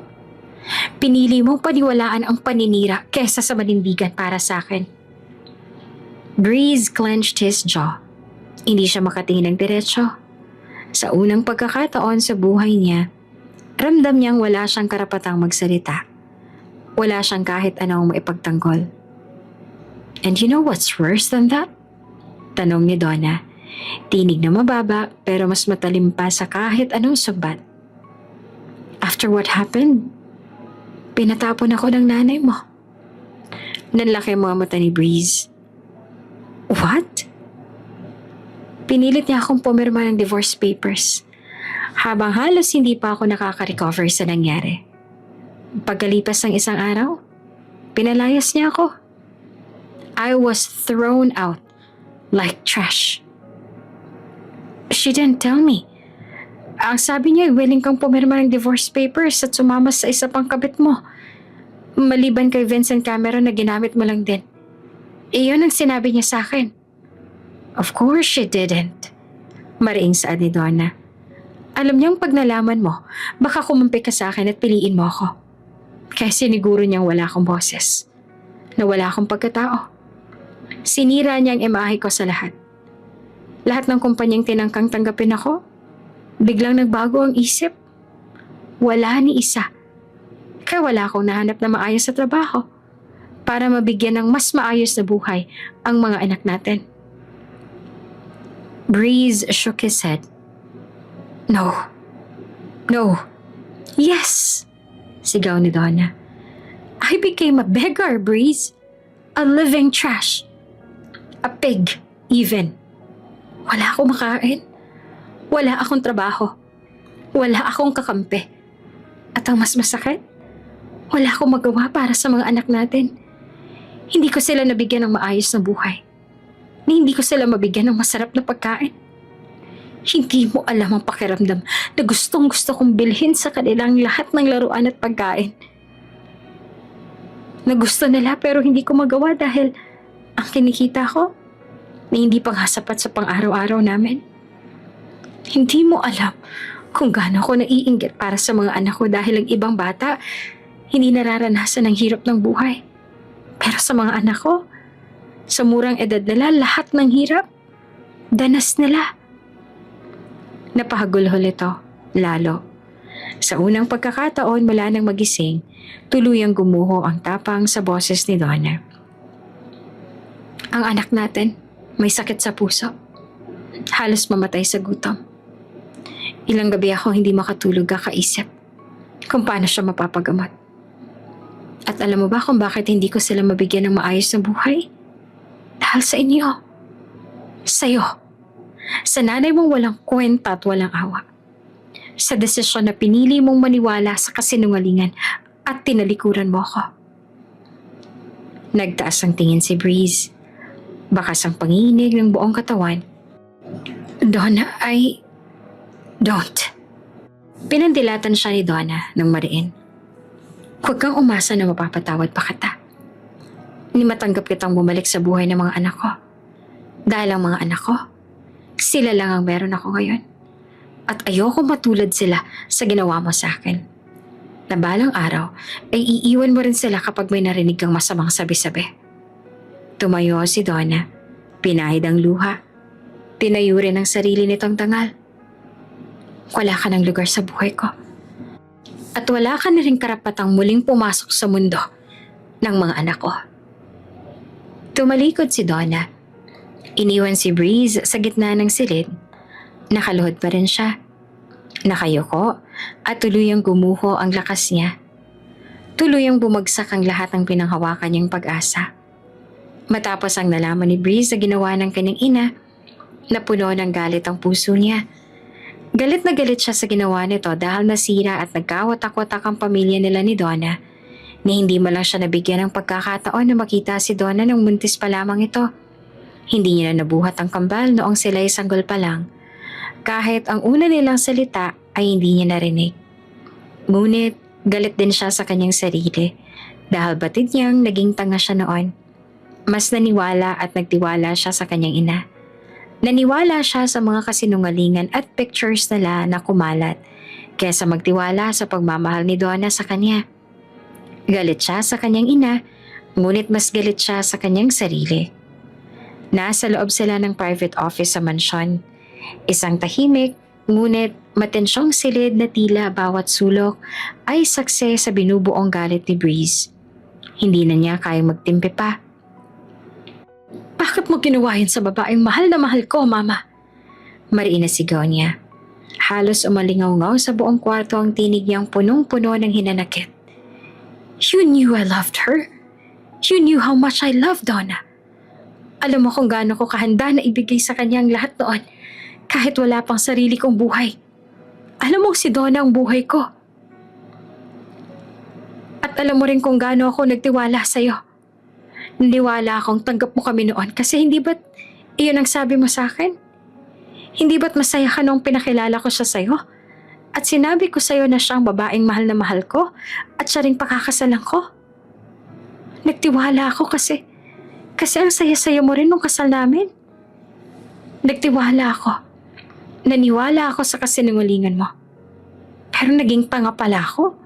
Nabilog ako ng pagpapanggap mong yun, Mama. Nakatayo naman sa kabilang dulo ng silid ang kanyang ina. Elegante pa rin sa pananamit. Ngunit litaw ang pagkabigla at pagkailang sa tinig ng anak. Pilit nitong pinapanatili ang dignidad, ngunit nanginginig na rin ang mga daliri nito habang nakahawak sa gilid ng mesa. Higit sa lahat, naniwala ako sa iyo noong sinabi mong niloloko niya ako. Na may lalaki siya at kailanman hindi naging tapat sa akin ang asawa ko. Manaman, kagagawan mo lang pala lahat ng yun? I did it for you. Sagot naman ng kanyang ina. Mariin ngunit malamig. I did it because I wanted you to succeed, Breeze. And you did. The company soared and you got everything you ever wanted. Everything? Singal ni Breeze. Do you think this empty success was everything I wanted? I didn't want just money. I wanted her. I wanted us. I wanted a life with her and our children. Napalunok ang kanyang ina ngunit hindi na nagsalita. You said she had nothing to offer me. No power, no influence, that she was poor. Well, let me tell you something. She was the reason I became everything I am today. Not you, not the board. Her. She pushed me. She believed in me when I couldn't even believe in myself. Napaluha si Breeze. Hindi niya iyon napigilan. Tumulo ang mga luhang kanina pa niyang kinikimkim habang ang panga niya ay nakasara sa galit. And you destroyed her. You broke her, Mama. You threw her out like trash. You made her sign the divorce. You orchestrated that meeting with Vincent. You knew what he was capable of. You knew. And you still let her walk into that room. But she was ruining your future, Breeze. Mariing sagot ng ginang. Pilit itinadaan sa rason ang pagkakasala. She was a liability. She would have dragged you down. Drag me down? Muling sigaw ni Breeze. This time ay halos mapunit ang hangin sa pagitan nila. She was almost raped, and you covered it up. You let me believe that she betrayed me. You let me hate her. Muli siyang napaiyak. Nanginginig na ang katawan niya, habang dahan-dahan siyang humahakbang palapit sa ina. You robbed me. Bulong niya. Masakit. You robbed me of the chance to be a father. You robbed me of the years I could have spent with my children. You made me miss their first steps, their first words, everything. Hindi naman makasagot ang ina. Nanginginig ang mga kamay nito habang lumapit si Breeze. You said you did it because you love me. Mapait siyang napatawa. Ano bang klaseng pagmamahal mong yan, Ma? If that's your idea of love, then I want nothing to do with it. Saglit na katahimikan, hanggang sa muling nagsalita si Breeze. Malinaw, mariin, puno ng puot. From this moment on, we're done. I don't want to see you again. I don't want to hear from you again. You are no longer my mother. Nanlaki ang mata ng ginang. Breeze, anak. I am not your son anymore. Aniya na may luha sa mga mata, ngunit matatag. You took my family from me. Now I'm taking away the last thing you still have. Me. Tumalikod siya. Hindi pa lumingon. At habang tinatahak niya ang pintuan palabas, Ramdam ng buong silid ang bigat ng putol na relasyon. Isang ina na nawala ng anak at isang anak na inagawan ng pamilya. Nasa hallway si Breeze, kararating lamang mula sa matinding pagkaharap mula sa kanyang ina. Wala na siyang lakas. Pakiramdam niya ay iniwan niya na ang lahat. Isinugal ang lahat.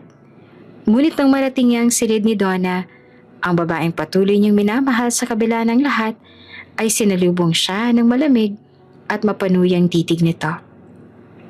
Nasa kama si Donna. Kahit maputla pa ang mukha, mababakas ang tibay sa mga mata nito. I left her. Mahinang sabi niya dito. My mother. I cut ties with her. Hindi agad tumugon si Donna. Sa halip ay tinawanan siya nito. Isang mapait at sarkastikong tawa. Sa tingin mo ba tatanggapin kita dahil ginawa mo yun sa mami mo? Tumawa ito ng mapakla. Akala mo ba na kung iiwan mo siya, magiging okay na tayo? That just because you finally chose to do the right thing, I'll fall back into your arms like nothing ever happened? No, I know it's not that easy. Exactly, mariing ani ni Donna. Kahit iwan mo pa ang lahat, ang pamilya mo, ang kumpanya mo, ang mundo mo, wala kang mapapala sa amin. Hindi kita papatawarin at mas lalong hindi ko hahayaan na bumalik ka pa sa buhay namin ng mga bata. Parang pako ang bawat salita sa puso ni Breeze, pero hindi siya umalis. Hindi siya umatras. Donna, humugot siya ng malalim na hininga. I'm not here to ask you to take me back. I'm here to take responsibility. To be the father I should have been. To fight for my family. Napalunok si Donna. Halatang may kirot din sa dibdib kahit hindi pinapakita. Ngunit pinanatili niyang matigas ang mukha. You had your chance, Breeze. I begged you. I cried for you. I prayed for you. But you chose to believe a lie. You abandoned me when I needed you most. And now, you think you can just walk back into my life? Into our life? I don't expect forgiveness, Annie Breeze. I don't even expect kindness. But I will earn my place. Sa araw-araw, kahit anong galit pang iba tumasakin, kahit tuluyan mo akong itaboy, hindi ako aalis. Because I already failed once. And I won't fail again. Tumulo ang luha sa pisngi niya. Ngunit nananatiling tuwid ang kanyang tindig. I'll stay. Dagdag niya. Not for a second chance at love. But for the only thing that matters now. Our children. Tiningnan siya ni Donna. Hindi na muling nagsalita. Ngunit sa likod ng malamig nitong tingin ay may bahid ng emosyon.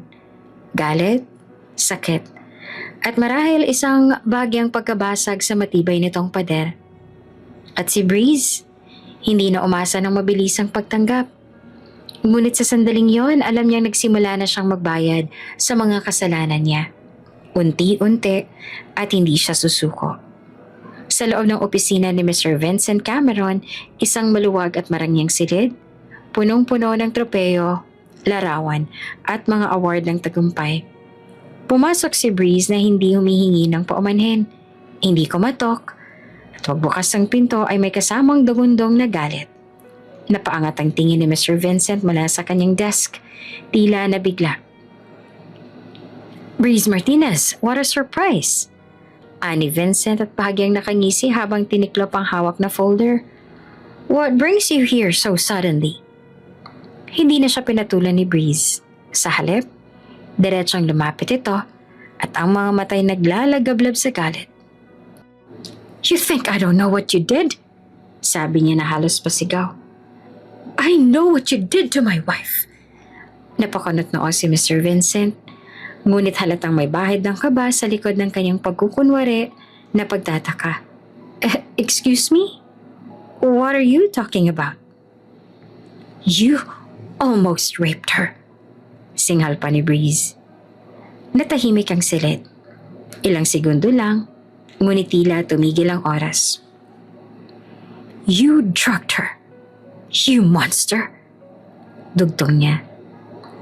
"You think I'd never find out?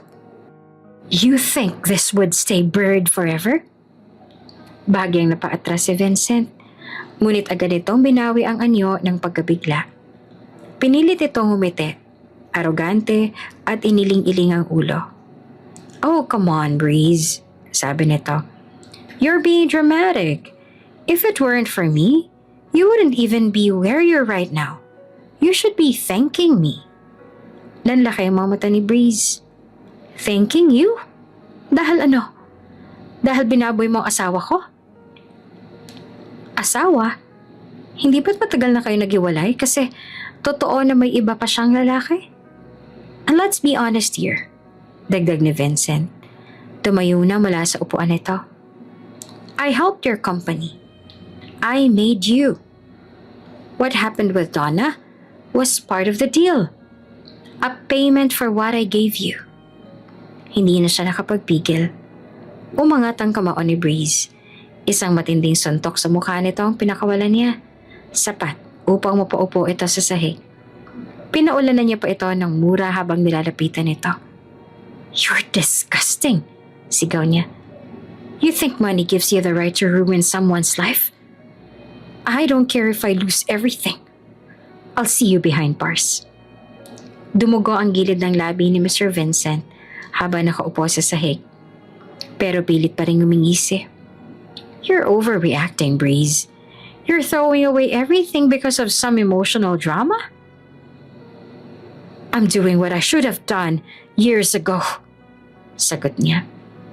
"And I'll spend every damn peso just to make sure you pay." At seryoso siya sa kanyang sinabi. Kahit ano pang mangyari, kahit maubos man ang yaman niya dahil malaking tao si Vincent, mayaman, may impluwensya at mahirap kalaban sa korte, gagawin niya ang lahat para managot ito sa napakalaking kasalanan nito sa kanya. Pagkalipas lamang ng ilang araw, usap-usapan sa buong business community at social media ang balitang CEO Breeze Martinez files criminal case against former partner Mr. Vincent Cameron. Naging malaking balita ito. Isang tagpo na hindi inaasahan ng publiko. Mas lalo pang umingay ang balita nang malamang may kasamang rape allegation ang kaso. Pero hindi umurong si Breeze. Sa kabila ng pressure mula sa board, sa media at sa mga legal threats ng kampo ni Vincent, he stood his ground. Kasabay ng laban ay ang paninindigan na itama ang pagkakamali na nagawa noon. At kahit wala siyang katiyakan kung kailan siya mapapatawad ni Donna, alam niya sa sarili niyang he's finally doing the right thing. Sa kabila ng unti-unting pagaling ni Donna at ng kanilang mga anak, nananatiling malamig at mailapang pagkikitungo ng babae kay Breeze. Wala ni isang ngiti. Wala ring tinig na lumambot. Sa tuwing lalapit siya, tumatalikod ito. Kapag sinusubukang kausapin, tahimik lamang ito. At kung sumagot man, laging maiksi, laging may distansya. Pero hindi siya sumusuko. Tuwing kailangan ng gamot ang mga bata, naroon siya. Tuwing may check-up, siya ang nag-aasikaso ng bayad. Kapag may kailangan si Donna, kahit hindi siyang tinatawag, kusa siyang gumagalaw. Pero kahit anong gawin niya, hindi niya mabura ang sugat ng nakaraan. Pagkatapos ng matagal na paglilitis sa wakas, dumating na ang hatol. On the charge of attempted rape and for administering a drug to the victim, one that could have been fatal without immediate medical intervention, the court finds the accused, Mr. Vincent Cameron, guilty beyond reasonable doubt. Walang malakas na palakpakan, walang sigawan. Pero sa loob ni Breeze, para bang may malaking bigat na unti-unting natanggal sa dibdib niya. Nakatayo siya roon. Hindi upang ipagdiwang, kundi upang huminga. Hindi ito tagumpay, kundi katarungan. Isang araw matapos ang hatol, humarap si Breeze sa media. Suot niya ang itim na suit. Ngunit halata ang pagod sa kanyang muka. Hindi lamang mula sa kaso, kundi mula sa sakit ng emosyonal na pagkikibaka. Nakahilera ang mga mamamahayag, mga mikroponong nakatutok sa kanya, mga kameraman na kumikislap sa bawat galaw niya. Humarap siya sa kanila. Malalim ang buntong hininga bago nagsalita. This is not easy for me to do. But I know I have to say this. Panimula. I filed the case not just for justice, but for redemption. The man I once trusted, my former business partner, did something unforgivable to someone I loved. He raped my wife. Tumigil siya saglit. Mariing pumikit at lumunok. Yes, my wife. Or rather, my ex-wife. The woman I divorced 3 years ago because of a lie. Because of deceit. Because I was too proud to listen and too weak to fight for her. Kumibot ang kanyang panga. Pigil ang luha. She suffered in silence. She lost everything. Her dignity, her freedom, her peace. Because of the choices I made. And because of the people I chose to believe. My own mother included. But that woman, she raised our children alone. She endured everything for them.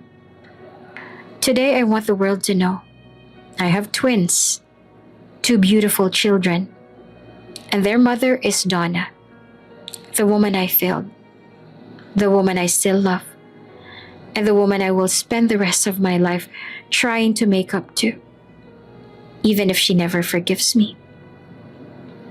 Hindi niya napigilang lumuha sa huling linya, ngunit agad din niya itong pinunasan. Ang buong silid ay napuno ng katahimikan. Hindi isang katahimikan ng pagdududa, kundi ng paggalang. Nasa likod naman ng crowd si Donna, tahimik na nanonood.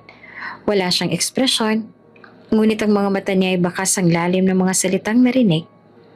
Hindi niya alam kung paano dapat mag-react. Hindi pa rin siya handa. Ang sakit ay sariwa pa rin. Pero sa kabila ng lahat, sa kauna-unahang pagkakataon, hindi siya lumingon palayo. Hindi siya umalis. Kahit ilang banang lumipas mula nang bumagsak ang kaso kay Mr. Vincent at mabunyag ang lahat ng katotohanan, nananatiling malamig si Donna sa kanya. Walang pagbabago sa pakikitungo at kung magkausap man sila, ito ay para lamang sa mga bata. Hindi niya na alam kung ilang beses siyang humingi ng tawad. Ilang beses siyang nakiusap, lumuhod, nagpaliwanag. Lahat ng kaya niyang gawin. Lahat ng paraan na alam niya para makabawi, ginawa niya na. Pero nananatili ang galit ni Donna, nananatili ang sakit. At marahil, tulad ng minsang sinabi ni Icarus sa kanya, some wounds don't need just time. They need atonement. Lifelong sometimes. At inako iyon ni Breeze. Bagamat hindi pumayag si Donna na tumira sila sa iisang bubong, hindi ito naging hadlang para hindi niya makita at alagaan ang mga anak nila. Araw-araw siyang pumupunta. Sa una ay iwas ang kambal. Hindi sanay sa presensya ng isang lalaking hindi nila nakagisnang ama. Pero dahil sa walang sawang paglalapit ni Breeze, sa pasensya, sa pag-unawa, sa pag-aaruga, unti-unti silang lumambot. Isang araw, gumuhit ang ngiti ng isa sa kanila, tinawag siyang Daddy. Doon niya nalaman, kahit hindi siya muli mahalin ni Donna, may silbi pa rin ang bawat sakripisyo niya. Kakatapos lang ng mahaba at nakakapagod na board meeting. Puno pa ng tensyon ng hangin dahil naging mainit din ang usapan kanina. Pagod siya pero excited pa rin siya na makita ang mga bata. Nakatayo siya sa gilid ng elevator. Panay ang tingin sa relo, parang may hinahabol. Where are you off to again? Tanong ni Icarus habang bitbit ang isang folder papalapit sa kaibigan. Tumingin naman si Breeze dito. At sa kabila ng pagod sa mukha, nandoon ang hindi maitatagong tuwa. I'm going to see my kids, aniya. I promised I'd bring them ice cream. Kitang-kita sa mga mata niya ang kakaibang ningning. Ang ngiting hindi na kayang itago. Parang siya yung bata, hindi ang kambal. Napangiti si Icarus. You're really into this dad thing now, huh? It's the only thing that makes sense to me right now, sagot ni Breeze. Everything else can wait. Tumango si Icarus at sa dulo ay nagsabi, Tell them I'll visit tomorrow. Sure, they'd like that, sagot ni Breeze, sabay lakad paalis.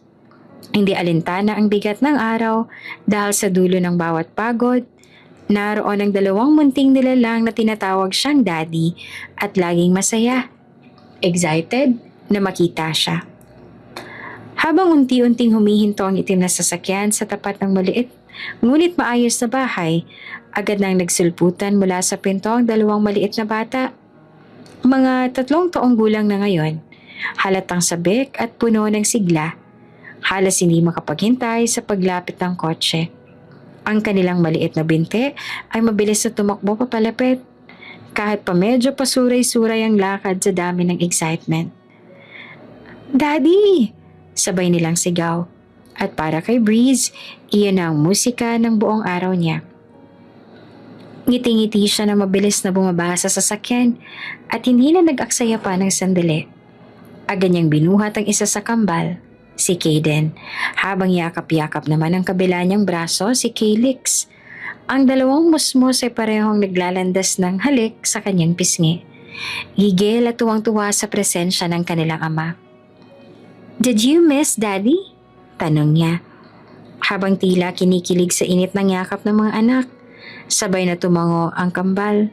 Miss ka po namin! Sabay pa silang nagsabi. Napatawa si Breeze, alatang hindi magkamayaw sa tuwa. Oh, Daddy missed you both so much. Pagtingin niya sa pintuan, nandoon si Donna. Nakasilip mula sa bungad ang pinto. Tahimik na nakamasid. Hindi malinaw ang ekspresyon nito. Hindi galit, ngunit hindi rin masaya. Walang salitang binitiwan. Bagkos ay tumalikod ito at pumasok muli sa loob. Napatitig lamang si Breeze sa pinto. Huminga din siya ng malalim at ibinaling muli ang atensyon sa mga anak. May dala ako para sa inyo. Aniya sa dalawa. Tingnan niyo sa likod. Parang kidlat naman ang dalawa sa pagtakbo papunta sa likod ng sasakyan. Binuksan ni Breeze ang trunk at inabot ang isa sa malaking paper bag na may laman ng mga educational toys, stuffed animals at ilang librong pambata. Yay! Sabi ni Kaden habang niyiyakap ang isang plushie. Para sa inyo yan, kaya tara, pasok na tayo. Ani Breeze. Tahimik ang sala. May kaunting amoy ng nilulutong sopas mula sa kusina. Sa sahig may nakalatag na maliit na carpet kung saan masayang naupo ang kambal at binuksan na ang kanilang pasalubong. Tuwang-tuwa sila, lalo na nang makitang may chalkboard toy at building blocks. Habang ang mga bata ay aliw na aliw sa kanilang bagong laruan, si Donna naman ay nakatalikod, abala sa paglilinis ng mesa. Tahimik lamang ito, ngunit hindi kagaya ng dati. Ngayon, hindi na ito umalis ang silid kapag naroon si Breeze. Isa na iyong malaking pagbabago. Umupo si Breeze sa carpet, sinamahan ng kambal sa paglalaro. Tinuyuan niyang kabit ang mga letra sa alphabet puzzle at tumawa ng matuwa ang isang mabuo ng salitang Mom. Ang tatalino niyo talaga. Manang-mana kayo sa amin ng mama ninyo. Bulong niya sa kanila, ngunit sapat para marinig ni Donna. Saglit na natigilan si Donna sa pagpupunas, ngunit hindi na lumingon. Maya-maya tumingin si Breeze sa direksyon ni Donna at sinabing, Icarus said he's dropping by tomorrow. He wants to see the kids. Saglit na katahimikan, tumango si Donna. Bahagya lamang ngunit sapat para mapansin ni Breeze. Napangiti siya. Isang maliit na hakbang. Isang maliit na pagtugon, pero para sa kanya, iyon ay isang tagumpay na. Lumipas ang ilan pang mga buwan. Simula ng mag-3 taon ng mga bata ay pansin din ni Breeze na kahit papaano ay mas maayos na ang nagiging pakikitungo sa kanya ni Donna. Pumapayag na itong maging malapit siya sa mga bata. At kahit papaano ay nakakausap niya na ito. Ganun pa man ay hindi pa rin siya sumusuko dito. Sa ngayon, sa loob ng isang malawak, tahimik at maranging silid, naroon si Breeze, nakaupo sa gilid ng kanyang king-sized bed. Nasa kanyang harapan ng isang bukas na laptop at ilang papeles. Ngunit wala siyang kahit anong atensyon dito. Sa halip, ang kanyang mata ay nakatuon sa floor-to-ceiling window kung saan kitang-kita niyang pagguhit ng kidlat sa madilim na kalangitan. Habang lumilipas ang oras, ay lalo lang na lumalakas ang buhos ng ulan. Damn it! Mahina niyang bulong. They're alone. Walang pagkaalinlangan, kinuha niyang susi ng kanyang sasakyan at lumabas ng kwarto. Habang naglalakad sa hallway, nasalubong niyang isa sa mga kasambahay niya. Sir, saan po kayo pupunta? May bagyo po, hindi ligtas kung aalis ka. Hindi siya tumigil. Tanging isang sagot lang ang iniwan. I'm going to my family. Basang-basa ang kalsada. Halos wala nang masyadong sasakyan sa paligid. Malakas ang ulan at bawat ilang segundo ay may kumikidlat at kumukulog. Ngunit hindi siya nagpatinag. Mahigpit ang hawak niya sa manibela habang tinatahak ang daan patungo sa maliit na bahay kung saan naroon sina Donna at ang mga bata. Please, let them be okay. Mahina niyang usal habang binabagtas ang mabasang lansangan. Tumigil ang kanyang sasakyan sa tapat ng bahay. Umuugong at walang tigil pa rin ang ulan. Ngunit, walang kahit anong patlang sa kanyang kilos. Kinuha niya ang payong mula sa passenger seat. Lumabas ng sasakyan at nagmamadaling nagtungo sa pintuan. Basa ang laylayan ng kanyang pantalon, ngunit hindi niya iyon inalintana. Donna? Tawag niya sabay katok sa pinto. Donna, it's me, Breeze. May ilang segundo ng katahimikan bago dahan-dahang bumukas ang pinto. Sa harap niya, isang batang umiiyak. Nang makita siya ni Caden, bigla itong dumipa para magpabuhat sa kanya. Daddy! Umiiyak na sabi nito. Agad siyang pumasok sa loob at kinuha kay Donna si Caden. Bakit ka umiiyak anak? May masakit ba sa'yo? Nag-aalala ng tanong niya. Binuhat din ni Donna si Calyx na umiiyak din pero kumalma rin nang makita siya. Kanina pa sila umiiyak. Ani Donna na bahagyang pagod ang boses. Takot na takot sila sa ulan. Sa kulog, hindi ko mapatahan. Mabuti na lang at nandito ka. Tumango siya at agad na pinatahan ng mga anak. It's okay now, shh. Andito na ang daddy. Don't be scared, okay? Daddy and mommy are both here now. We're not going anywhere. Unti-unting tumahan ng bata. Huminto sa pag-iyak. Napangiti si Breeze nang dumi pa rin sa kanya si Calyx na gusto rin na magpabuhat sa kanya. You want daddy too? Tanong niya at kinuha niya rin ito mula kay Donna. Ang dalawang munting nilalang ay parehong yumakap sa kanya. Ang isa ay nakapatong ang pisngi sa kanyang balikat habang ang isa na may mahigpit ang pagkakayakap sa kanyang leeg. Sa gitna ng ulan at lamig ng gabi, ang init ng yakap ng mga anak ang naging pananggalang niya. Isinayaw-sayaw, kinantahan niya ang mga ito hanggang sa makatulog na ang dalawa habang yakap-yakap pa rin siya sa leeg. Si Donna ay nakatitig lang sa kanila at dahan-dahan na sumupol din ang ngiti sa labi nito. Habang naglalakad papunta sa kwarto, lumapit si Donna upang tulungan siyang ilapag ang mga bata sa maliit na lang kama. Dahan-dahan, inayos sila ang kumot at sinigurong maayos ang pagkakahiga ng mga ito. Tahimik ang paligid.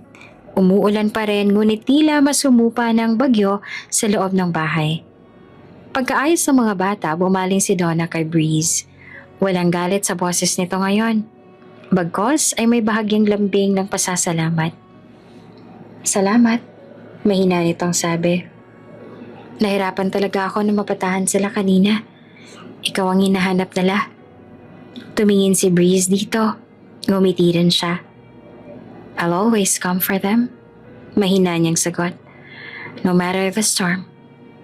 Matapos mahiga ang mga bata at masiguradong mahimbing na ang tulog ng kambal, bumalik sila sa sala.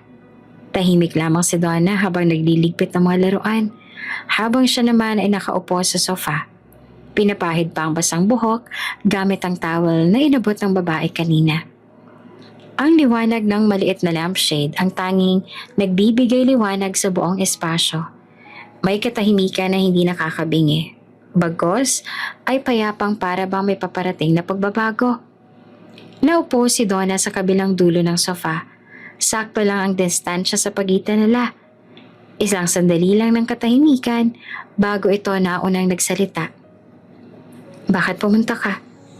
Malalim ng gabi at malakas pang ulan. Tanong ni Donna. Hindi ito nakatingin sa kanya, kundi sa basang coat na nakapatong sa isang upuan. Saglit siyang hindi nakasagot. Tumitig lamang si Breeze dito, tsaka mahinang ngumiti. Hindi ako makatulog. Nag-aalala ko para sa inyo, para sa mga bata. I kept thinking about you and the kids. I just needed to make sure you were okay. Hindi agad tumugon si Donna. Tumingin ito sa kanya pagkatapos ng ilang segundo at sa mga mata nito ay may kung anong lalim. Tila napakarami nitong gustong sabihin pero hindi alam kung saan magsisimula. Nang matapos ang katahimikan na yon, isang bagay ang bumigkas mula sa kanyang mga labi. Thank you. Mahina ngunit taos pusong sabi nito. Nagulat si Breeze, lalo pa nang dahan-dahan nitong abutin ng kanyang kamay. Hinawakan nito ang kamay niya. Malamig pa ang palad, ngunit may lambing na ngayon sa haplos. Tumingin si Donna sa kanya, diretso sa kanyang mga mata. May bahid ng pagod, pero higit pa roon ay ang pagnanais na muling buksan ang puso sa taong minsan niya nang isinumpa. Simula ngayon, bulong ni Donna. Hindi na kita pipigilan na maging malapit lalo na sa mga bata. Lalong nagtaka si Breeze. Napakunot ang noon niya sa gulat. Hindi alam kung tama ba ang naririnig niya. What do you mean?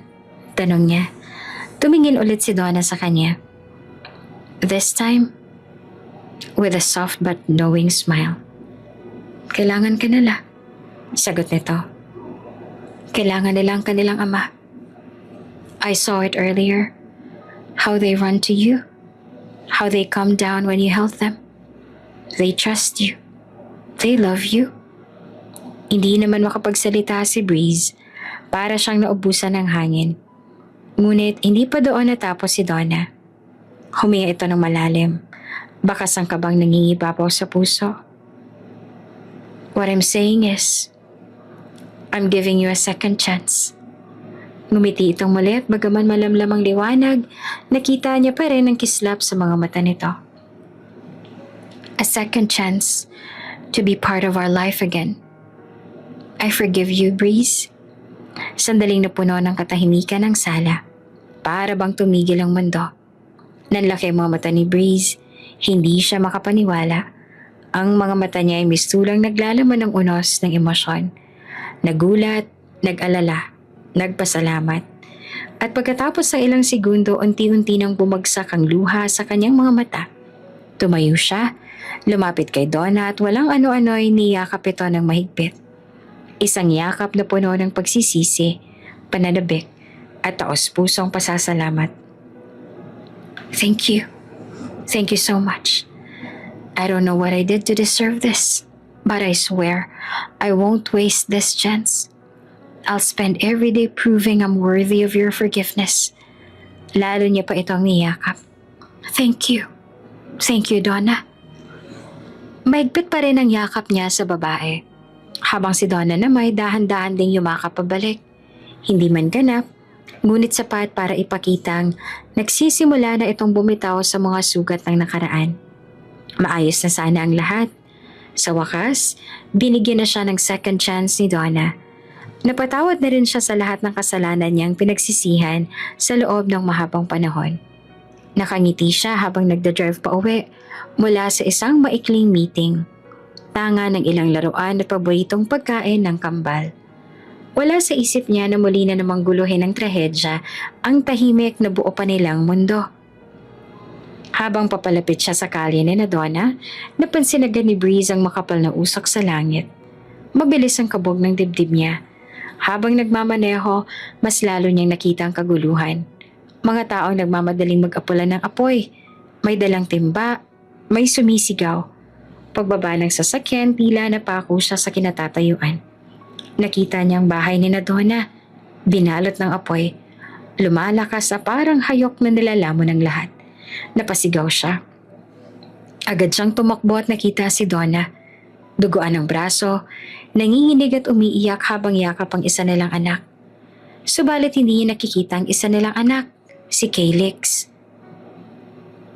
Donna? Breeze! Umiiyak na saad ni Donna. Nasaan si Calyx?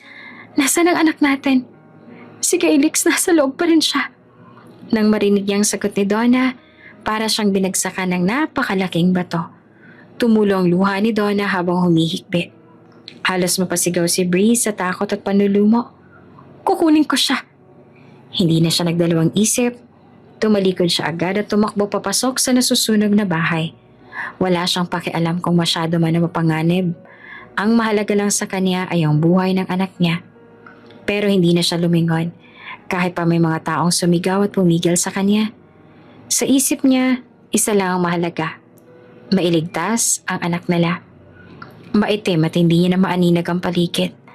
Makapal ang usok at nahihirapan na rin siyang huminga. Ang init ay halos tunawin ng balat. Nakatakip ang siko ni Breeze sa kanyang ilong habang sumisigaw. Calyx, anak, nasan ka? Hanggang sa marinig niyang mahina at pasigaw na iyak ng bata sa loob ng silid. Daddy! Doon sa ilalim ng mesa, nanginginig at namumutla, nakita niya ang kanyang anak. Walang suot na sapin sa paa, takot na takot. I'm here, baby, I'm here! Sabay hablot niya sa bata at mahigpit na niyakap ito. Habang papalabas sila ng nasusunog na bahay, biglang may nahulog na kahoy. Halos tamaan sila, mabuti na lang at nagawa niyang umiwas. Tinakpan niya ng katawan ng anak at pilit na tinakbo palabas ng bahay, habang ubod ng bilis ang pagkakatupok ng paligid. Samantalang, takot na takot naman si Donna habang naghihintay na lumabas si Breeze kasama ang kanilang anak. Puno siya ng pangamba. Nag-aalala siya para sa kanyang mag-ama. Natatakot siya sa kung anong maaaring mangyari. Mahigpit niyang yakap si Caden habang pilit na pinapakalma. Tumingin siya sa apoy na lumalaki.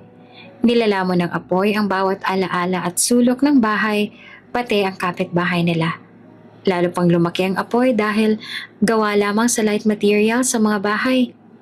Biglang may lumabas mula sa nasusunog na bahay. Ngunit hindi iyon si Breeze.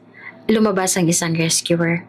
Nagmamadali at inihingal na sa braso ay buhat ang isang bata, si Calyx. Anak, Calyx! Bulalas niya habang tinatanggap mula sa rescuer ang bata. Niyakap niya ito ng mahigpit. Tinanong kung okay lang. Paulit-ulit ang halik sa pisngi ng anak. Umiiyak ang bata. Takot na takot pa rin. Tumingin si Donna sa rescuer at puno ng takot ang tinig niya. Nasaan ang ama niya? Pumasok siya sa loob kanina para iligtas ang anak namin. Tumingin sa kanya ang rescuer. Mabigat ang mukha at nanginginig ang tinig.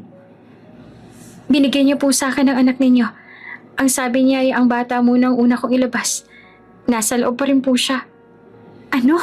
Balikan mo siya. Kailangan niya ng tulong. Iligtas niyo siya. Nagsusumamo si Donna. Tumango naman ang mga rescuer. Nangako sila na ililigtas si Breeze. Dinala sila sa ospital ng mga ito. Ayaw niya man sana na umalis nang hindi nasisiguro na nakakalabas na si Breeze ang bahay. Batid niya na kailangan ng mga anak niya na madala sa ospital, lalo pat may sakit sa puso ang isa. Kaimtim siyang nagdasal doon, hanggang sa may naging update na kung anong nangyari kay Breeze. We tried. We did everything we could. Sabi sa kanya ng head ng bombero. The fire got worse. The beams collapsed. The roof caved in. No! No! No! Sigaw ni Donna. Humahagulhol na parang nawala ng hininga. You're not telling me his... I'm sorry, ma'am. Bumuntong hininga ang rescuer. We did everything we could, but he didn't make it. I'm so sorry. Your husband, he's gone. Tila nawasak ang mundo ni Donna sa narinig. Naubusan siya ng lakas. No. No, this can't be. You're lying. Please tell me you're lying. Bulong niya habang umuiyak. Tila bata. Pasensya na po kayo, ma'am. Ngunit may sunog na bangkay po kami natagpuan at sigurado po kami na ang asawa niyo yon dahil ayon sa aking mga tauhan, siya lang ang naiwan sa loob habang lalo pang lumalaki ang apoy. Hindi siya nakalabas. Hindi siya nakahanap ng daan palabas matapos yung ibigay sa rescuer ang anak ninyo. Napaluhod at napahagulhol si Donna dahil sa mga narinig. Wala na si Breeze. Wala nang ama ng mga anak niya. Hindi niya alam kung paano ito matatanggap at mas lalong hindi niya alam kung paano niya sasabihin sa kanyang mga anak dahil batid niya na labis silang masasaktan.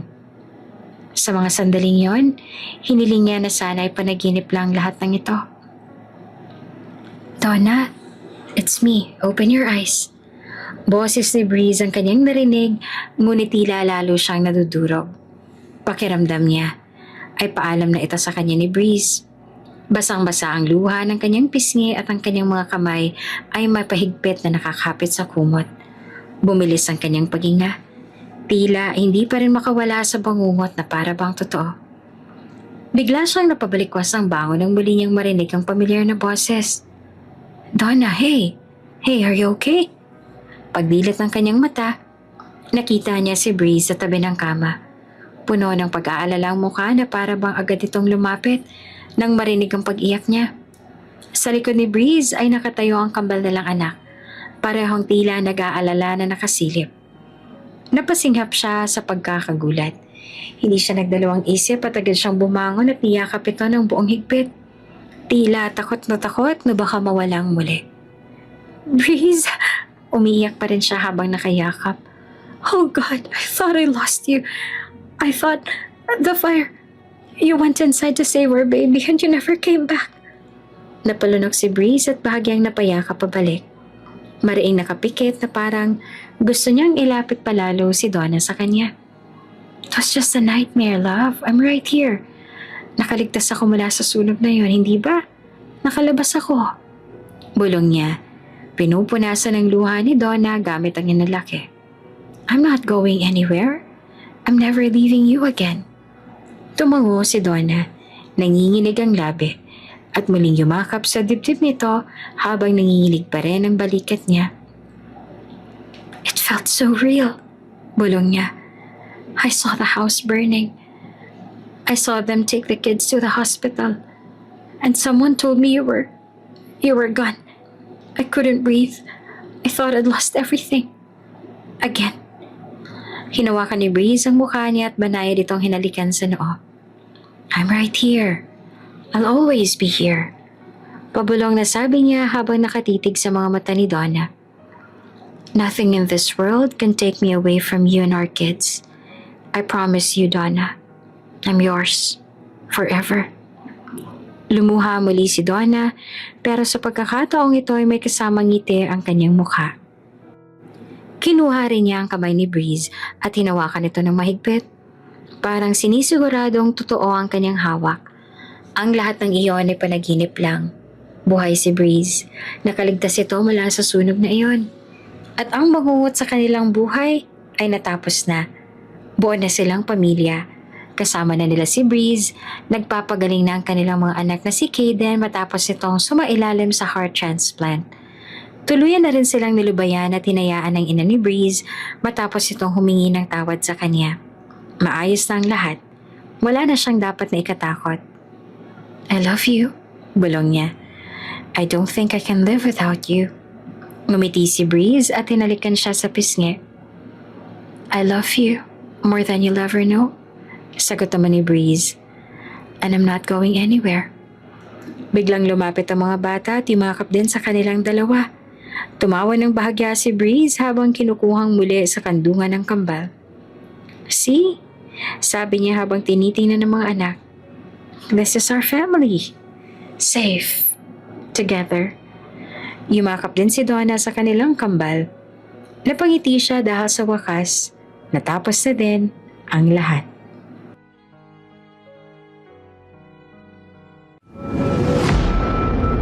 Kung bago ka pa pa lang sa channel na ito, Ate Jane TV, huwag kalimutang pindutin ang notification bell and subscribe button.